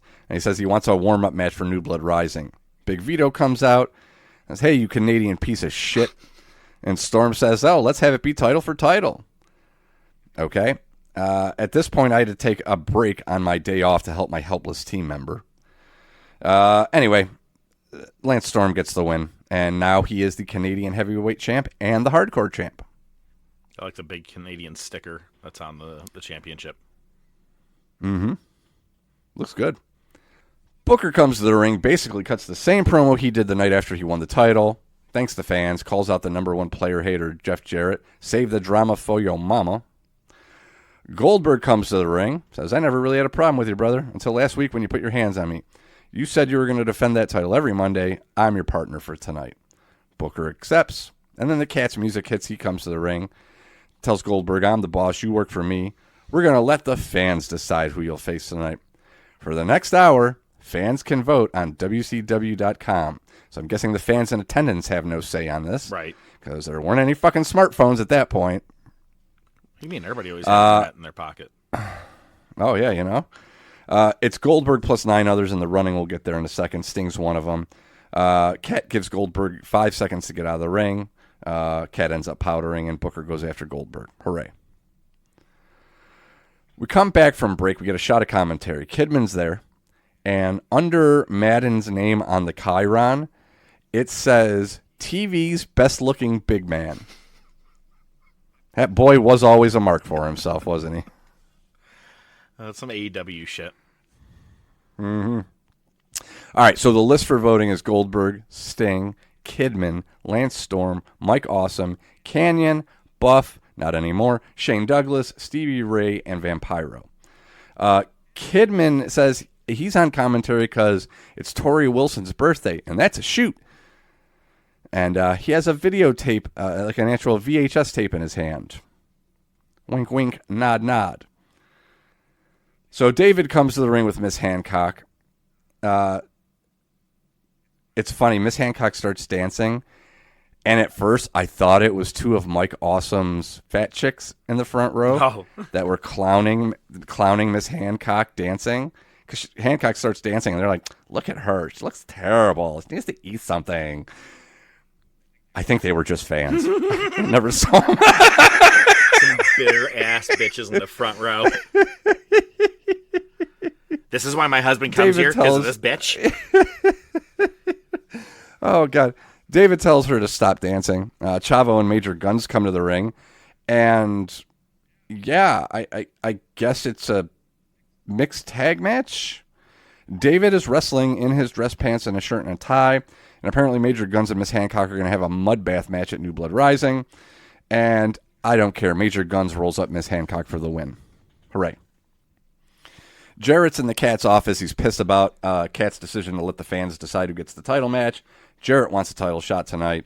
He doesn't want to have to wait for New Blood Rising. Cat keeps calling Jarrett's guitar a banjo. That's hysterical. fucking great. Love the cat. He says, you know what? You want a title shot? I'll give you a shot. You can face Chronic for the tag titles tonight. Can't wait to get to that one. The Broad is with Sting. Keep in mind, Sting is still wearing like the Black Ops mask because he got burned half to death. And she goes, if that is really you under there, it's definitely Sting based on the voice, unless they did like a voiceover or something, and they're going to pull a swerve, which I wouldn't put past them. And he says tonight he's going to take the title from Booker, and tonight the mask is coming off. Spoiler: it doesn't. TNA's with Goldberg, and he wants his opinions on the fan voting. He goes, if it ain't me, that person's leaving in a body bag. Great, I'm sure. We see Bryan Adams. He yells into the locker room to tell Brian Clark it's time for their match. He walks away. We hear a noise. Cameraman goes in the locker room. Clark is laying out, and we see like broken guitar pieces, including like the solid front piece of the acoustic guitar with the hole in it. Like that's still in one piece. You'll know why in a second. So next, it's Jeff Jarrett and versus Chronic for the tag titles. Jarrett doesn't have a partner, and neither does Adams because Clark was taken out. So it's a singles match for the tag titles because why not? But not really because Brian Clark ends up coming to the ring with that broken piece of guitar. Chronic sets up a double choke slam through the announce desk. Ref stops him, so the ref goes through the table. And Madden goes, hey, they spilled my drink. It's all about you, Madden. You got to look at the the little things with this fucking show. Cats with Vampiro. I think everybody was on acid during this segment. Cat's trying to put together like this statue award that got smashed when Jarrett was in there earlier. Vampiro comes in. Cat's like, where'd you come from? He's like, I want to take care of Muda for you. I don't know why. Cat says, I'm going to kick Muda's ass for spitting green onion soup in my face. So they come to an agreement that Cat's going to be the ref for Muda versus Vampiro. One love, brother. Just bring back the Dungeon of Doom at this point. Seriously, I'd rather talk about that. The Broad is with Shane Douglas and Tori. Douglas is asking about the video that Kidman is teasing. He gets all domestic disputey about it. Tori says it's probably from that one time where... and then just walks away. We get an update on the votes for the title contender. Sting's at 35%, Goldberg at 30%, Vampiro at 10%. The rest are less than that. Next, you get Vampiro with ICP and the Demon versus Great Muta with the Cat as your ref. Vampiro starts by just kicking the Cat. Shivani goes, did he miss? I don't know. The answer is no. Because Vampiro and crew go after the Cat. Cat fights him off. Then Muta attacks the Cat. So, hooray. Now Muta is stuck with Vampiro and the douches. It's quite possibly the worst Nitro. Gets better from here. The Broad's with Booker. Goldberg can cry all he wants. Fans are calling the shots tonight. And apparently, the title match isn't the main event. Or is it? Because we get Booker versus Sting's music hits. And as soon as Sting comes out, he gets jumped by Goldberg. Goldberg, punches him, maybe throws him into the barricade. That's enough for Sting to need to get stretchered out. He didn't put in as much effort as Goldberg did. Bro, start paying attention to every Goldberg segment. They make him look invincible. Or he makes himself look invincible. Goldberg cuts a promo on Booker. Even though you got that belt, boy. You probably shouldn't say that like that. I know. Probably not a good idea, bro. So now it's Goldberg versus Booker for the title. Goldberg is just blatantly beating the shit out of Booker T. And Stevie Ray comes in and throws in the towel for reasons the ref didn't see it. Goldberg throws it out of the ring. Cat comes out with the mic and says, Goldberg, you win, but I can't give you the title. He didn't quit. And then the Cat starts spin kicking people. They completely buried Booker T here to make Goldberg look big. So he lost the championship match, but he's not having the title. What did he say? He didn't quit, but it was because Stevie threw in the title, the towel. It's still the rules, technically. It is. I agree with you, but we can't put it on the list. We come back from break, and Booker and Stevie are in the Cat's office. Booker wants that match restarted. Cat eventually agrees. Buff is with Judy Bagwell. Judy's back in a neck brace. We hear DDP's music hit, obviously for Canyon, right? No Canyon, the music stops. They're supposed to be having a match tonight.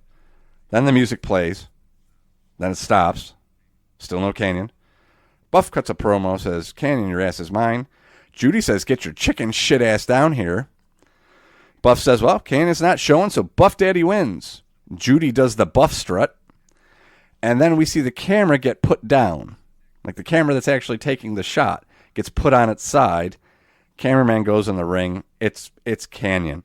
And he is in a full Hollywood like level latex mask. Oh. Because he rips part of it off. But he doesn't rip the whole thing off. It's like just like the bottom, just his jaw. I'm like, why? What? Why? Canyon comes back in, hits a cutter to Buff. Judy heads up the ramp, starts throwing. She throws her 2 shoes at Canyon. Canyon just keeps backing her up till they get to a car. Canyon throws her in the trunk and drives off. Come back from break, we see Buff getting in the car and chasing after him. He probably can't drive anymore. The broads with Kidman. I'm not very sure it was the right leg. Kidman says he's going to show the sex tape. So next you get Shane Douglas with Tori versus the Fat Chick Thriller and his, herdsman. Yeah. During the match, the sex tape starts playing on the Tron. This is the worst, quote-unquote, sex tape in a wrestling angle. They just get under the sheets, and they're giggling. It is so goddamn awful. The ref is distracted, that Opie-looking fuck. And Mike Awesome uses a straight-up dumbbell. Like a bar with, weights on both sides. He uses one of those and gets the pin. It's too early for the shake. Kidman... Yeah. Kidman comes to the ramp with Tori's thongs. And then Lance Storm runs in for reasons and gets powerbombed by Mike Awesome. Why? Don't know. We cut to Shane Douglas being domestic disputey again by beating the shit out of the production team member for showing the tape. Kidman comes to the ring, says, do you think I would not make copies? He's like, I got enough for everybody in the crowd and the boys in the back. And I got one for you too, Madden. We look at the Tron. They're showing the young dragons watching this porn. We see the Kiwi too. And the best part is they no-sold this. He's at an ironing board. He's got a piece of clothing there. The iron's just laying flat on the clothing, but it's not smoking or anything. Would have thought, you would have pulled that angle, but whatever. What do I know? And Douglas is in the truck freaking out. You want to talk about WCW in the year 2000? Listen to this. We get Chuck Palumbo and Sean Stasiak versus Corporal Cajun and Captain Erection versus Rey Mysterio Jr. and Juventud Guerrera versus Jindrak and O'Hare in a caged heat match. If you escape the cage, you win. The 3 teams that escape first are going to be in a 4 corners tag title match at New Blood Rising. It comes down to MIA and the Filthy Animals. And I want you to think about this. You have to escape to win. Mm-hmm. Both members. Conan, both members, thank you. Conan's on commentary, and they keep talking about the Mexican strategy. And the Mexican strategy is Hoovy and Ray are camping out in the corner of the cage, letting the other 3 teams beat the shit out of each other. Shouldn't you have just left the cage if you were going to do that? I don't think you understand the concept. This isn't to be in the cage at last. What the fuck? Palumbo and Stasiak come back after they already left, and they lock the cage. Why? I don't know. Conan says, that's why you bring bolt cutters. And he brings out bolt cutters. And then Disco Dicknuts magically spawns on the top of the cage. He opens part of the cage on the roof. Hoovy and Ray get a ladder to escape through the top of the cage, so I'm guessing we don't need the bolt cutters? And Captain Erection and Ray escape to the top. Conan finally uses the bolt cutters. The door opens. Hoovy's right there, and Corporal Cajun hit a tope, and he and Hoovy go out of the cage at the same time, because Russo. And then Ray and Captain Erection end up back in the cage. Erection escapes. So I'm guessing MIA won the last spot. All of that bullshit left 5.5 minutes left in the show for Goldberg versus Booker T. Which is already 4 minutes too long for old Bill. It is. Fuck Bill Goldberg. We see Booker and CVT arguing backstage, and then Goldberg pulls an HBK Jannetty on Stevie and just throws him through a plate glass window. Because why not? So your main event is Goldberg versus Booker T for the world title, part 2. At this point, there's 3 minutes left in the show. Jarrett comes to the ring with a chair, hits Goldberg with the chair. Apparently, it's no DQ. Goldberg hits a spear on Jeff Jarrett. Cat spin kicks Goldberg. Booker wins. Goldberg immediately no-sells and spears Booker. And security comes to the ring, and Goldberg starts taking them out. Fuck Bill Goldberg. Took the words right out of my mouth. Fuck it. Let's go to the last topic.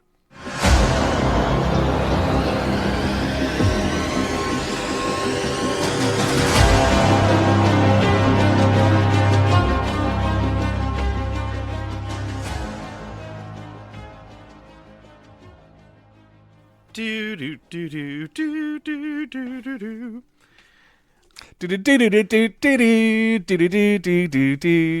do. I'm done. That's fair. We had 2 VHS tapes. 1 and 2 and 3 were on the first. 4, 5, and 6 were on the second. Fuck the 7th. We'll talk about that when we get there. But it's the police. I had ones that we recorded. Did you record them? Yes. Yes, I had those at my grandma's. Yeah. Yep. Absolutely. So, we're don't have to go through everything, but there's some great moments we could talk about. Our show, we've brought up the Blue Oyster Bar a billion times now. So that's where this all stems from. And, first movie, it's about the new cadets joining the academy. And Mahoney is the one that wants to get out. Steve Guttenberg. He's trying to get out at every possible way, but you have Captain Harris. Is that, yeah, or Lieutenant Harris, who's trying to make an example of him. This is the one that ends with the riot. Every movie ends with something so specific on how and I had to write it all down here, and I thought it was really funny. This is your riot, where Mahoney's not a cop, and for some reason he's on the bus with everybody in gear. Hightower was fired because he flipped over the police car to tell Harris to fuck himself. And he was just cutting some flowers. He's like, I think I could go out and help some people. Yeah, I forgot about that. But you have the 2 kiss-assers, the ass-kissers, Blanks and Copeland. And they're the ones that... Yep. He's like, tell them we're at this bar tonight, the Blue Oyster Bar. And, well, what happened? Dancing, sir. Mostly dancing.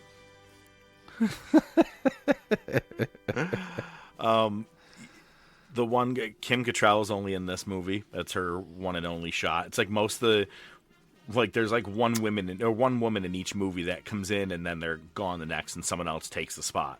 Oh, that's right. Because, yeah, you're right. I was thinking of something else. Yep. Never mind. Proceed.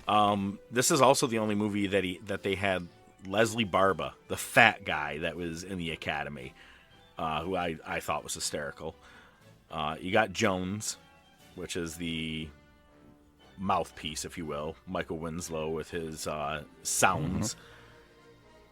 And let's see, who else? Oh God, the Italian suave dude that goes into the thing every night like he's dressed like a woman so he can go fuck other women cadets in the other building, and then gets caught by the one chick that's in charge. I can't remember her name.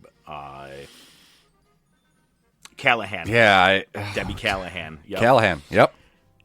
This one you have Harris, but this one we don't have my favorite character yet. But you got Eric Lassard, who is, God, his shit. Many, many, many things that you guys all should be very proud of. But him getting a blowjob from the hooker that Mahoney sets up, Jesus Christ. Which they call back 1 or 2 times in other movies. Yep. Solid. The callbacks are great. And then you also got Fackler, the guy who's the most clumsiest motherfucker. You know what I'm talking about? The guy with glasses. Yep. Him and his wife. And then in the second or third movie, he's on the front hood of the car because she's about to go be a cadet and she's driving there. They're funny as fuck together. The second movie is where they get assigned assignments with established cops, and they have to help out this place, which is precinct I think 16 or 61. I just watched this one, and you had Lassard. His brother is Pete Lassard, who is running this place, and his next in line is Captain Mauser, who I think is funny as shit. He was only in the 2 movies. He's only in 2 and 3. He is fantastic. Watching him talk to Hooks. Do I get a squawker? No, you don't get a squawker. You get anybody that don't make it into the office. He's fucking great. And his second to him is my favorite character, Proctor. Oh, Proctor's the man. He is hysterical. He gets better each movie, just each one. But this is like, what's the one in that movie? Yeah, sir. If you, I got the pictures like you asked for the fruits at the bar. You wanted to see if they were drunk. He goes, I said new recruits. Sir, if you look at like this right here, this looks like Hightower. You can put a mustache on him. And this is where they put the glue in Mauser's shampoo, and his hands get stuck to his hair while he's taking a shower. Oh my God, so great. He fucking comes out of the shower covered in soap in his eyes, buck-ass naked, freaking out, and then there's like dignitaries there or something, get it to her. Jones started acting like the dog, which, you had that giant, huge dog that Mahoney's partner had, that fat, slobby guy. He goes to his apartment, and he's like, "Oh, come on in." And he goes, "You want some of the cereal?" The litter box. He goes, "Eat the cereal," and he goes, "Funky, the litter box." Throws the shit out of it, and he goes, "Do you want some?" Mahoney goes, "I'm gonna diet real fast." Finds a Snickers bar or whatever. That's only half eaten. You want some? No. It brushes it off. So, in the parts I like about this is that in the very beginning, we're introduced to Sweet Chuck, which is a short little dorky business owner. He owns that glass store shop, all the chandeliers and everything. Yep. And Bobcat Goldthwait's crew, the Scullions. Scullions. Yep. Zed is the leader of this, Bobcat. And they just love to fuck with Sweet Chuck. I love when they're trying to rob Sweet Chuck's place. The robbers leave, and then all the cops show up and start shooting at each other. And they're like 1,200 rounds were disposed because Tackleberry met that chick biker that he likes, who's a cop. He was like mad at first that he's with her. But the best part is Mahoney at the very end. He's Jughead. He goes undercover. Jughead. Hey, my mother's name was Jughead. Hey, leave it. It's a good name. I see you got it in there. I know you haven't gotten there yet. The grocery store scene. Oh, they bury Sweet Chuck underneath all the produce. All the lettuce. When he slaps on his face. He slaps. Ah! But then when Zed leaves, he goes, "I found a lot of really good bargains." And he's like, "Sir, you forgot all your stamps." Jones also riding with his dickhead upper guy that he got paired with. He's like, "You do as I told. You're blah blah blah." And he gets in the car and starts doing the fake flat tire. Goes, yeah, doom doom doom doom. And then the best part is when looks fine, sir. Mahoney, when he is Jughead, he takes that guy and he gets Jones to kick him in the ass. He goes, "Kick him again. Go ahead, kick him." And then Jones overkicks him. He's like 17 times in. And then he goes with that giant microphone that has like the same. It's like a radio Wi-Fi, and that big guy just always does that. Yeah, terrible. Yeah, it just starts picking up radio transmissions. At the end, him and Zed have the knife fight where they tape their one arms together, and they got to have a knife fight. Well, he thought it was just arm wrestling. And then a guy hands him a knife. He goes, "I don't need that." And Zed pulls out like a machete, and Mahoney goes, "I need that." I need that. But when Jones shows up, he gets out the megaphone and he starts doing bullet noises to make it sound like the cavalry's here, and everybody fucking the helicopter. This is the police department. Yeah. What's in there? Rats. Hightower goes, I'll stay outside. The big giant guy's like, I'll stay outside. Also in this movie, I have a couple things written here. The preppy guy that's at lunch with his girlfriend, and Jones is sitting there, and every time she goes to eat, then he goes, hungry Diane. That was so great. They were so emotionally scarred from it. It was fucking great. And then in the beginning, it's showing you what everybody's doing. Mahoney is working on a four-wheeler on a beach, and he tells the one guy in the truck, hey, you want to slow down? He goes, nah, Mahoney, I'm going to keep going. And then he drives his shit right into the lake. But it shows you that Tackleberry, the gun nut, is doing like traffic guard shit. And this mother is like, I can't get my son to listen to me. Will you get him out of the car? And it's Jason Hervey, Wayne Arnold. Yep. And he goes, I'll go to school and what? He goes, you'll go now, mister, and shoots like a gas thing through the window. Yeah. The first several, I think, are the best movies. You know, as they went on, they got a little, whatever. Number 3 is Back in Training. It's, Academy versus Academy. So you got Lassard's Academy versus Mauser's Academy. Mauser basically has nobody. Everybody really goes back to Lassard's. Right. But this is the one that... So the first one is when they got Mauser with the shampoo. This is the one where they're at the bar and they get that real thick tape. And they go, I bet you don't know the difference between beer and champagne. He's like, I'll take that bet any day. All right, let's do it. They put the tape on it and it rips his fucking eyebrows off. Oh, Mauser. Oh, that was great. This is the one where they have the cadet big party, and then the women get up and sing, it's a team thing, but it makes two. And all of a sudden, Tackleberry's on the saxophone.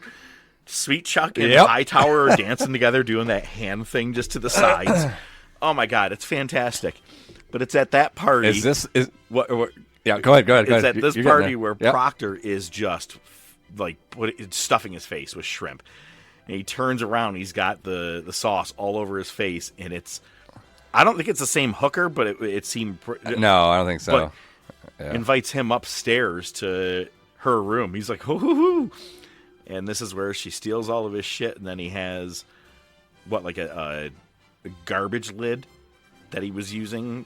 Yes, something like that, yeah. And as a cop goes by, he doesn't want to get caught, opens up the door...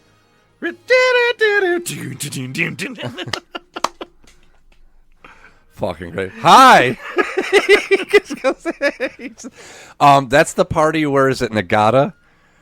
He's showing the two kiss ass guys that are he's putting his hand over a flame of a candle and he's just like meditating and he just says something really profound and one of the kiss asses goes over, he licks his hand, he goes closer and closer and closer, burns his hand, shoves it into the bowl of punch, and it goes all over like the Commandant's wife's white dress. Oh, my God. I forgot about that one. That's hysterical. Nagata is great. He was great in the first movie when he was like staring at Callahan's tits, like being straight on. Yeah. But in America, talk is cheap. Oh, my God. That's right. That's a good one. He also slept on that bed of nails. Good for your back. Yep. This theme for this movie is they all are chasing each other on speedboats and jets and shit like that, like jet skis and shit like that at the end to get them. And this is at the party scene where the guys put the masks over their face. It's like clown clear looking masks, and they were all like part waiters at that party. Which is pretty much the same thing as number 5, isn't it? In some ways, a little bit, yes. Yes, they use different water things. I wrote that down, too, which is hysterical. So, COP, number 4, Citizens on Patrol. You said this one holds Citizens on Patrol. This is a special place for you. This one, yeah. It was great just because we had some of the new cadets. You had David Spade. You had House was in this one. But, so, your established characters are kind of now running the academy. They're the instructors for the new cadets. David Spade and his buddy and House House shows up on like a Vespa, which is hilarious because he's like he's Huel size. Yes, he's Huel size. And he just picks up the Vespa, just like walks it. You almost kind of look like Mark Henry a little bit. So they call him Conklin as well, but it's Conklin, House Conklin. Yes. Yep. So, and then there's a third guy. I don't remember the actor's name, but so they wake him up in the middle. Wasn't it the kid that was in Fast Times at Ridgemont High? Maybe. It would make sense. I have no idea. So anyway, yes, okay. So they wake him up in the middle of the night and they abduct him. And they got him in like the SWAT van. Why are you shaking your head? I was a very big fan of Police Academy movies, man. This one gave me fucking nightmares. This scene. Oh, okay. That's why I'm shaking my head. Go ahead. I know what you're talking about. So Go ahead. It's written in there. You see it. They get the 3 recruits in the back of the van, and what is it? It's Jones and Mahoney. And they're like, all right, guys, we just got to make a stop real quick. We got to check something out. And they stay in the van, but they close the door so it sounds like they left the van. And Jones does like gunshot sounds and everything. So they're all freaking out, and they come back, and they've got a duffel bag, like a body bag with a body in it. They slide it in there, and it's Hightower dressed as this Jamaican dude. And they're driving away, and he just starts chanting, like sprinkling shit over the dead body. Yumma, yumma, yumma, yumma, yumma. Gave me fucking nightmares, bro. Oh my here's God. the thing. So apparently it's his brother Badula that's in. When we watch this, my brother and I, because my brother and I watch most of these movies together, all 6 of them, I'd say. For like the next year, he called me Badula. Like he was writing it in cards and shit. Like this stuck with us. But the best part is like. So the 3 new cadets are freaking out because Hightower's character just starts laughing maniacally. Then you hear a chainsaw.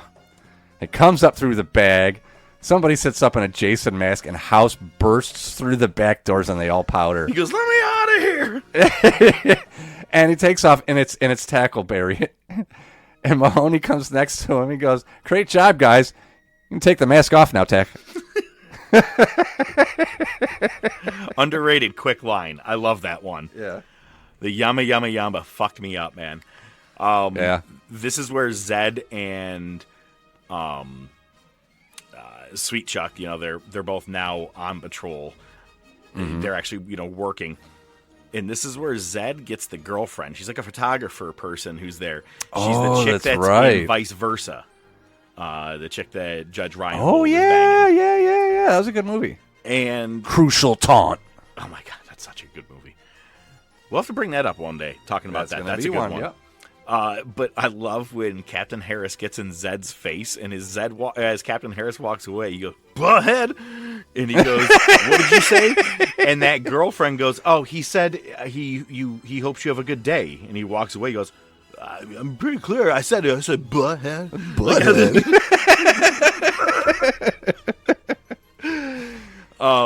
And then that's where they get Proctor lifted in a porter potty to like a baseball game, and there's like a football game. Oh my God! They pull the anthem. pin, so when they lift it back up, he's still there. They just lift the top up, and he actually gets up for the national anthem.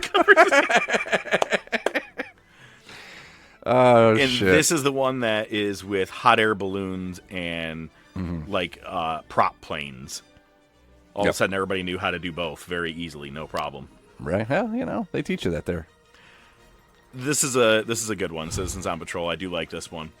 Number 5, I think, is the last decent one. I think, and that is Assignment in Miami. Problem is, we lost Mahoney. We lost him. Yep. Steve Guttenberg was like, 4 is my max. I'm not sure how much more I can hold on to this. Most of the rest of the people stayed. This is the one where they're at the police convention in Miami, and Lassard is being honored. And while he's at the airport, he accidentally switches his leather bag with these goons. And it's one guy, the one guy in his hair and his fucking his sunglasses. He's like, "Aha, nobody's getting anything over on us, that's for sure." Like he's like that. He's like a grimy, comic. Yeah, but like a Jewel Thief. It's 100% he's playing the Jewel Thief. It's like very well. Right. And his video camera was switched with the diamonds. But Lassard doesn't even know that. Well, they both had video cameras in, but the video camera in the other bag had diamonds stashed in it. Had the diamonds. Yep. He has no clue. That's what it was, yes. Yep. And while Lassard's there, we find the new Steve Guttenberg. His nephew, Nick Lassard, is the cop there. Smoking hot girl that's in that one. What's it? Kate. She's Officer Kate, the blonde chick that Nick likes. Okay. Loved her. This is the one that we've talked about several times. Hey, dork. Hey, dork. The suntan lotion. Yeah. Move out of my way, asswipe. Asswipe.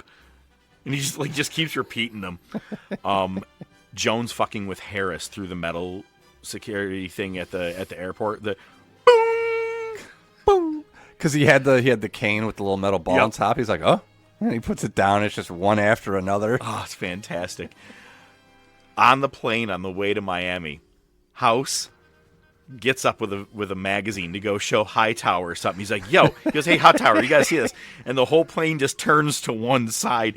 And a lady goes, sir, could you return back to your seat? And he goes, I'm showing him something. She goes, we're about to serve the meal. He goes, the meal? And he runs right back to his seat and the plane levels out.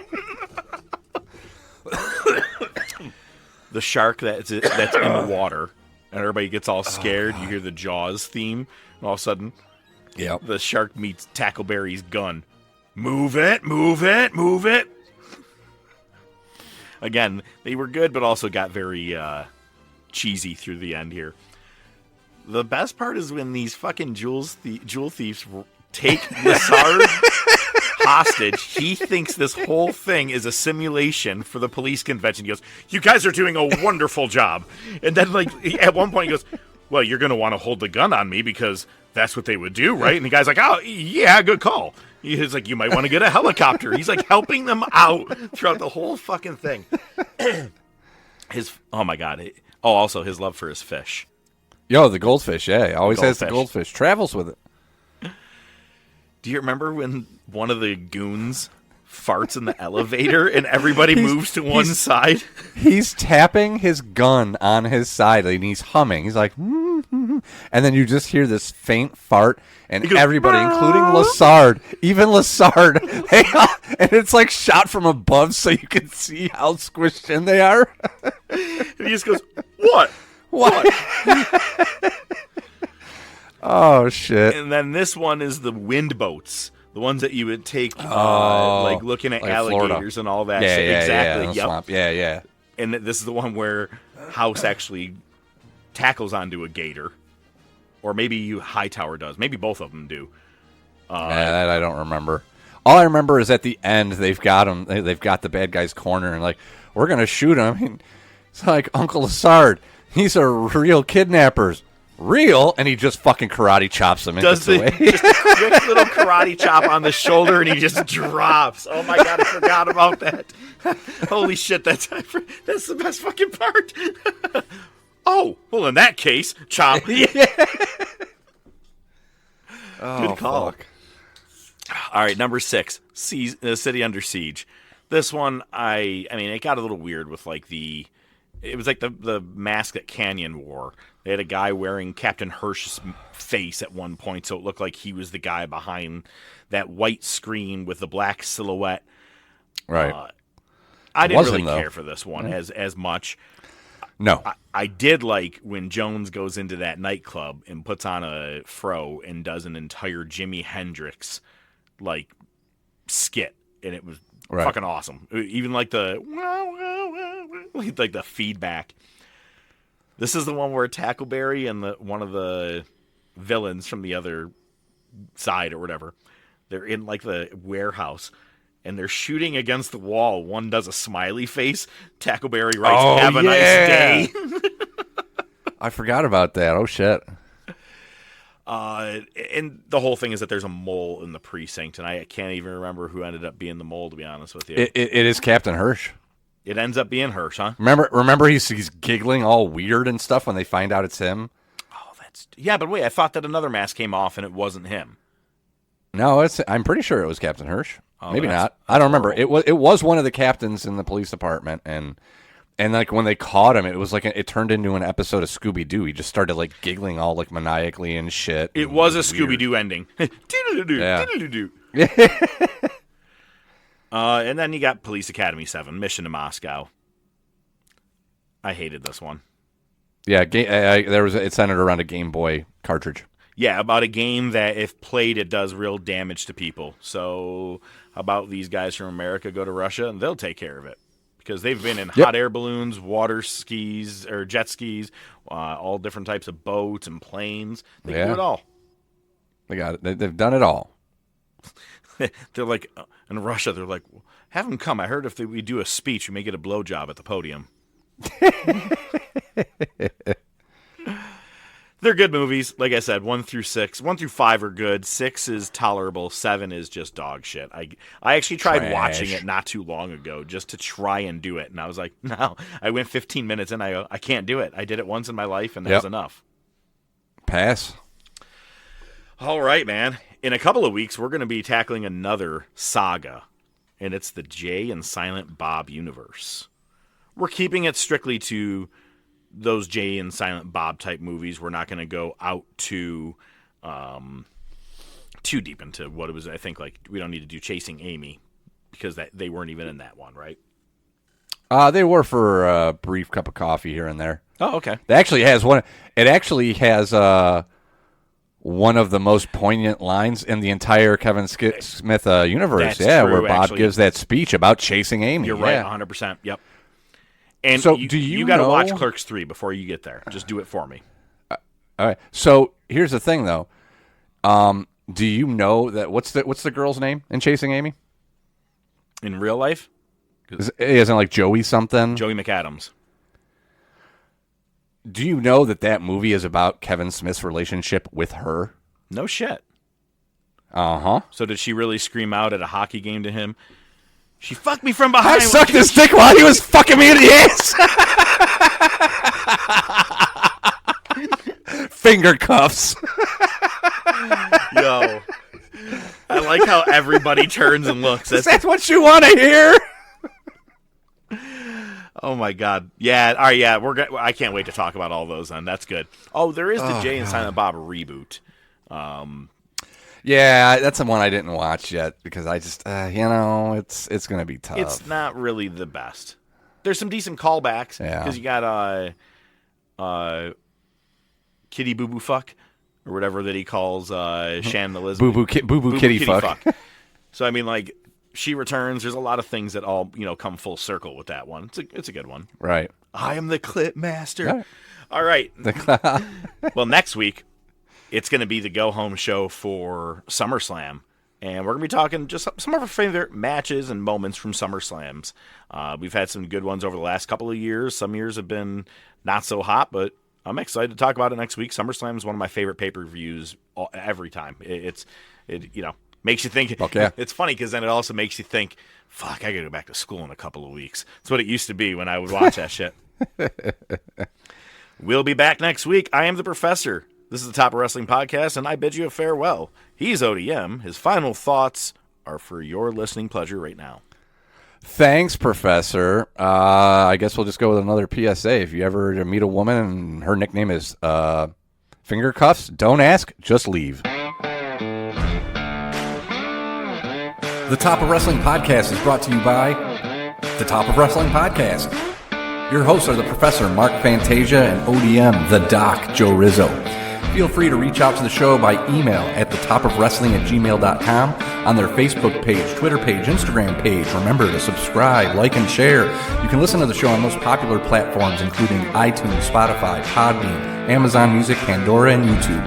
Without your continued support, it would be just some guys talking wrestling, which is pretty much what it is anyway. Good night, folks.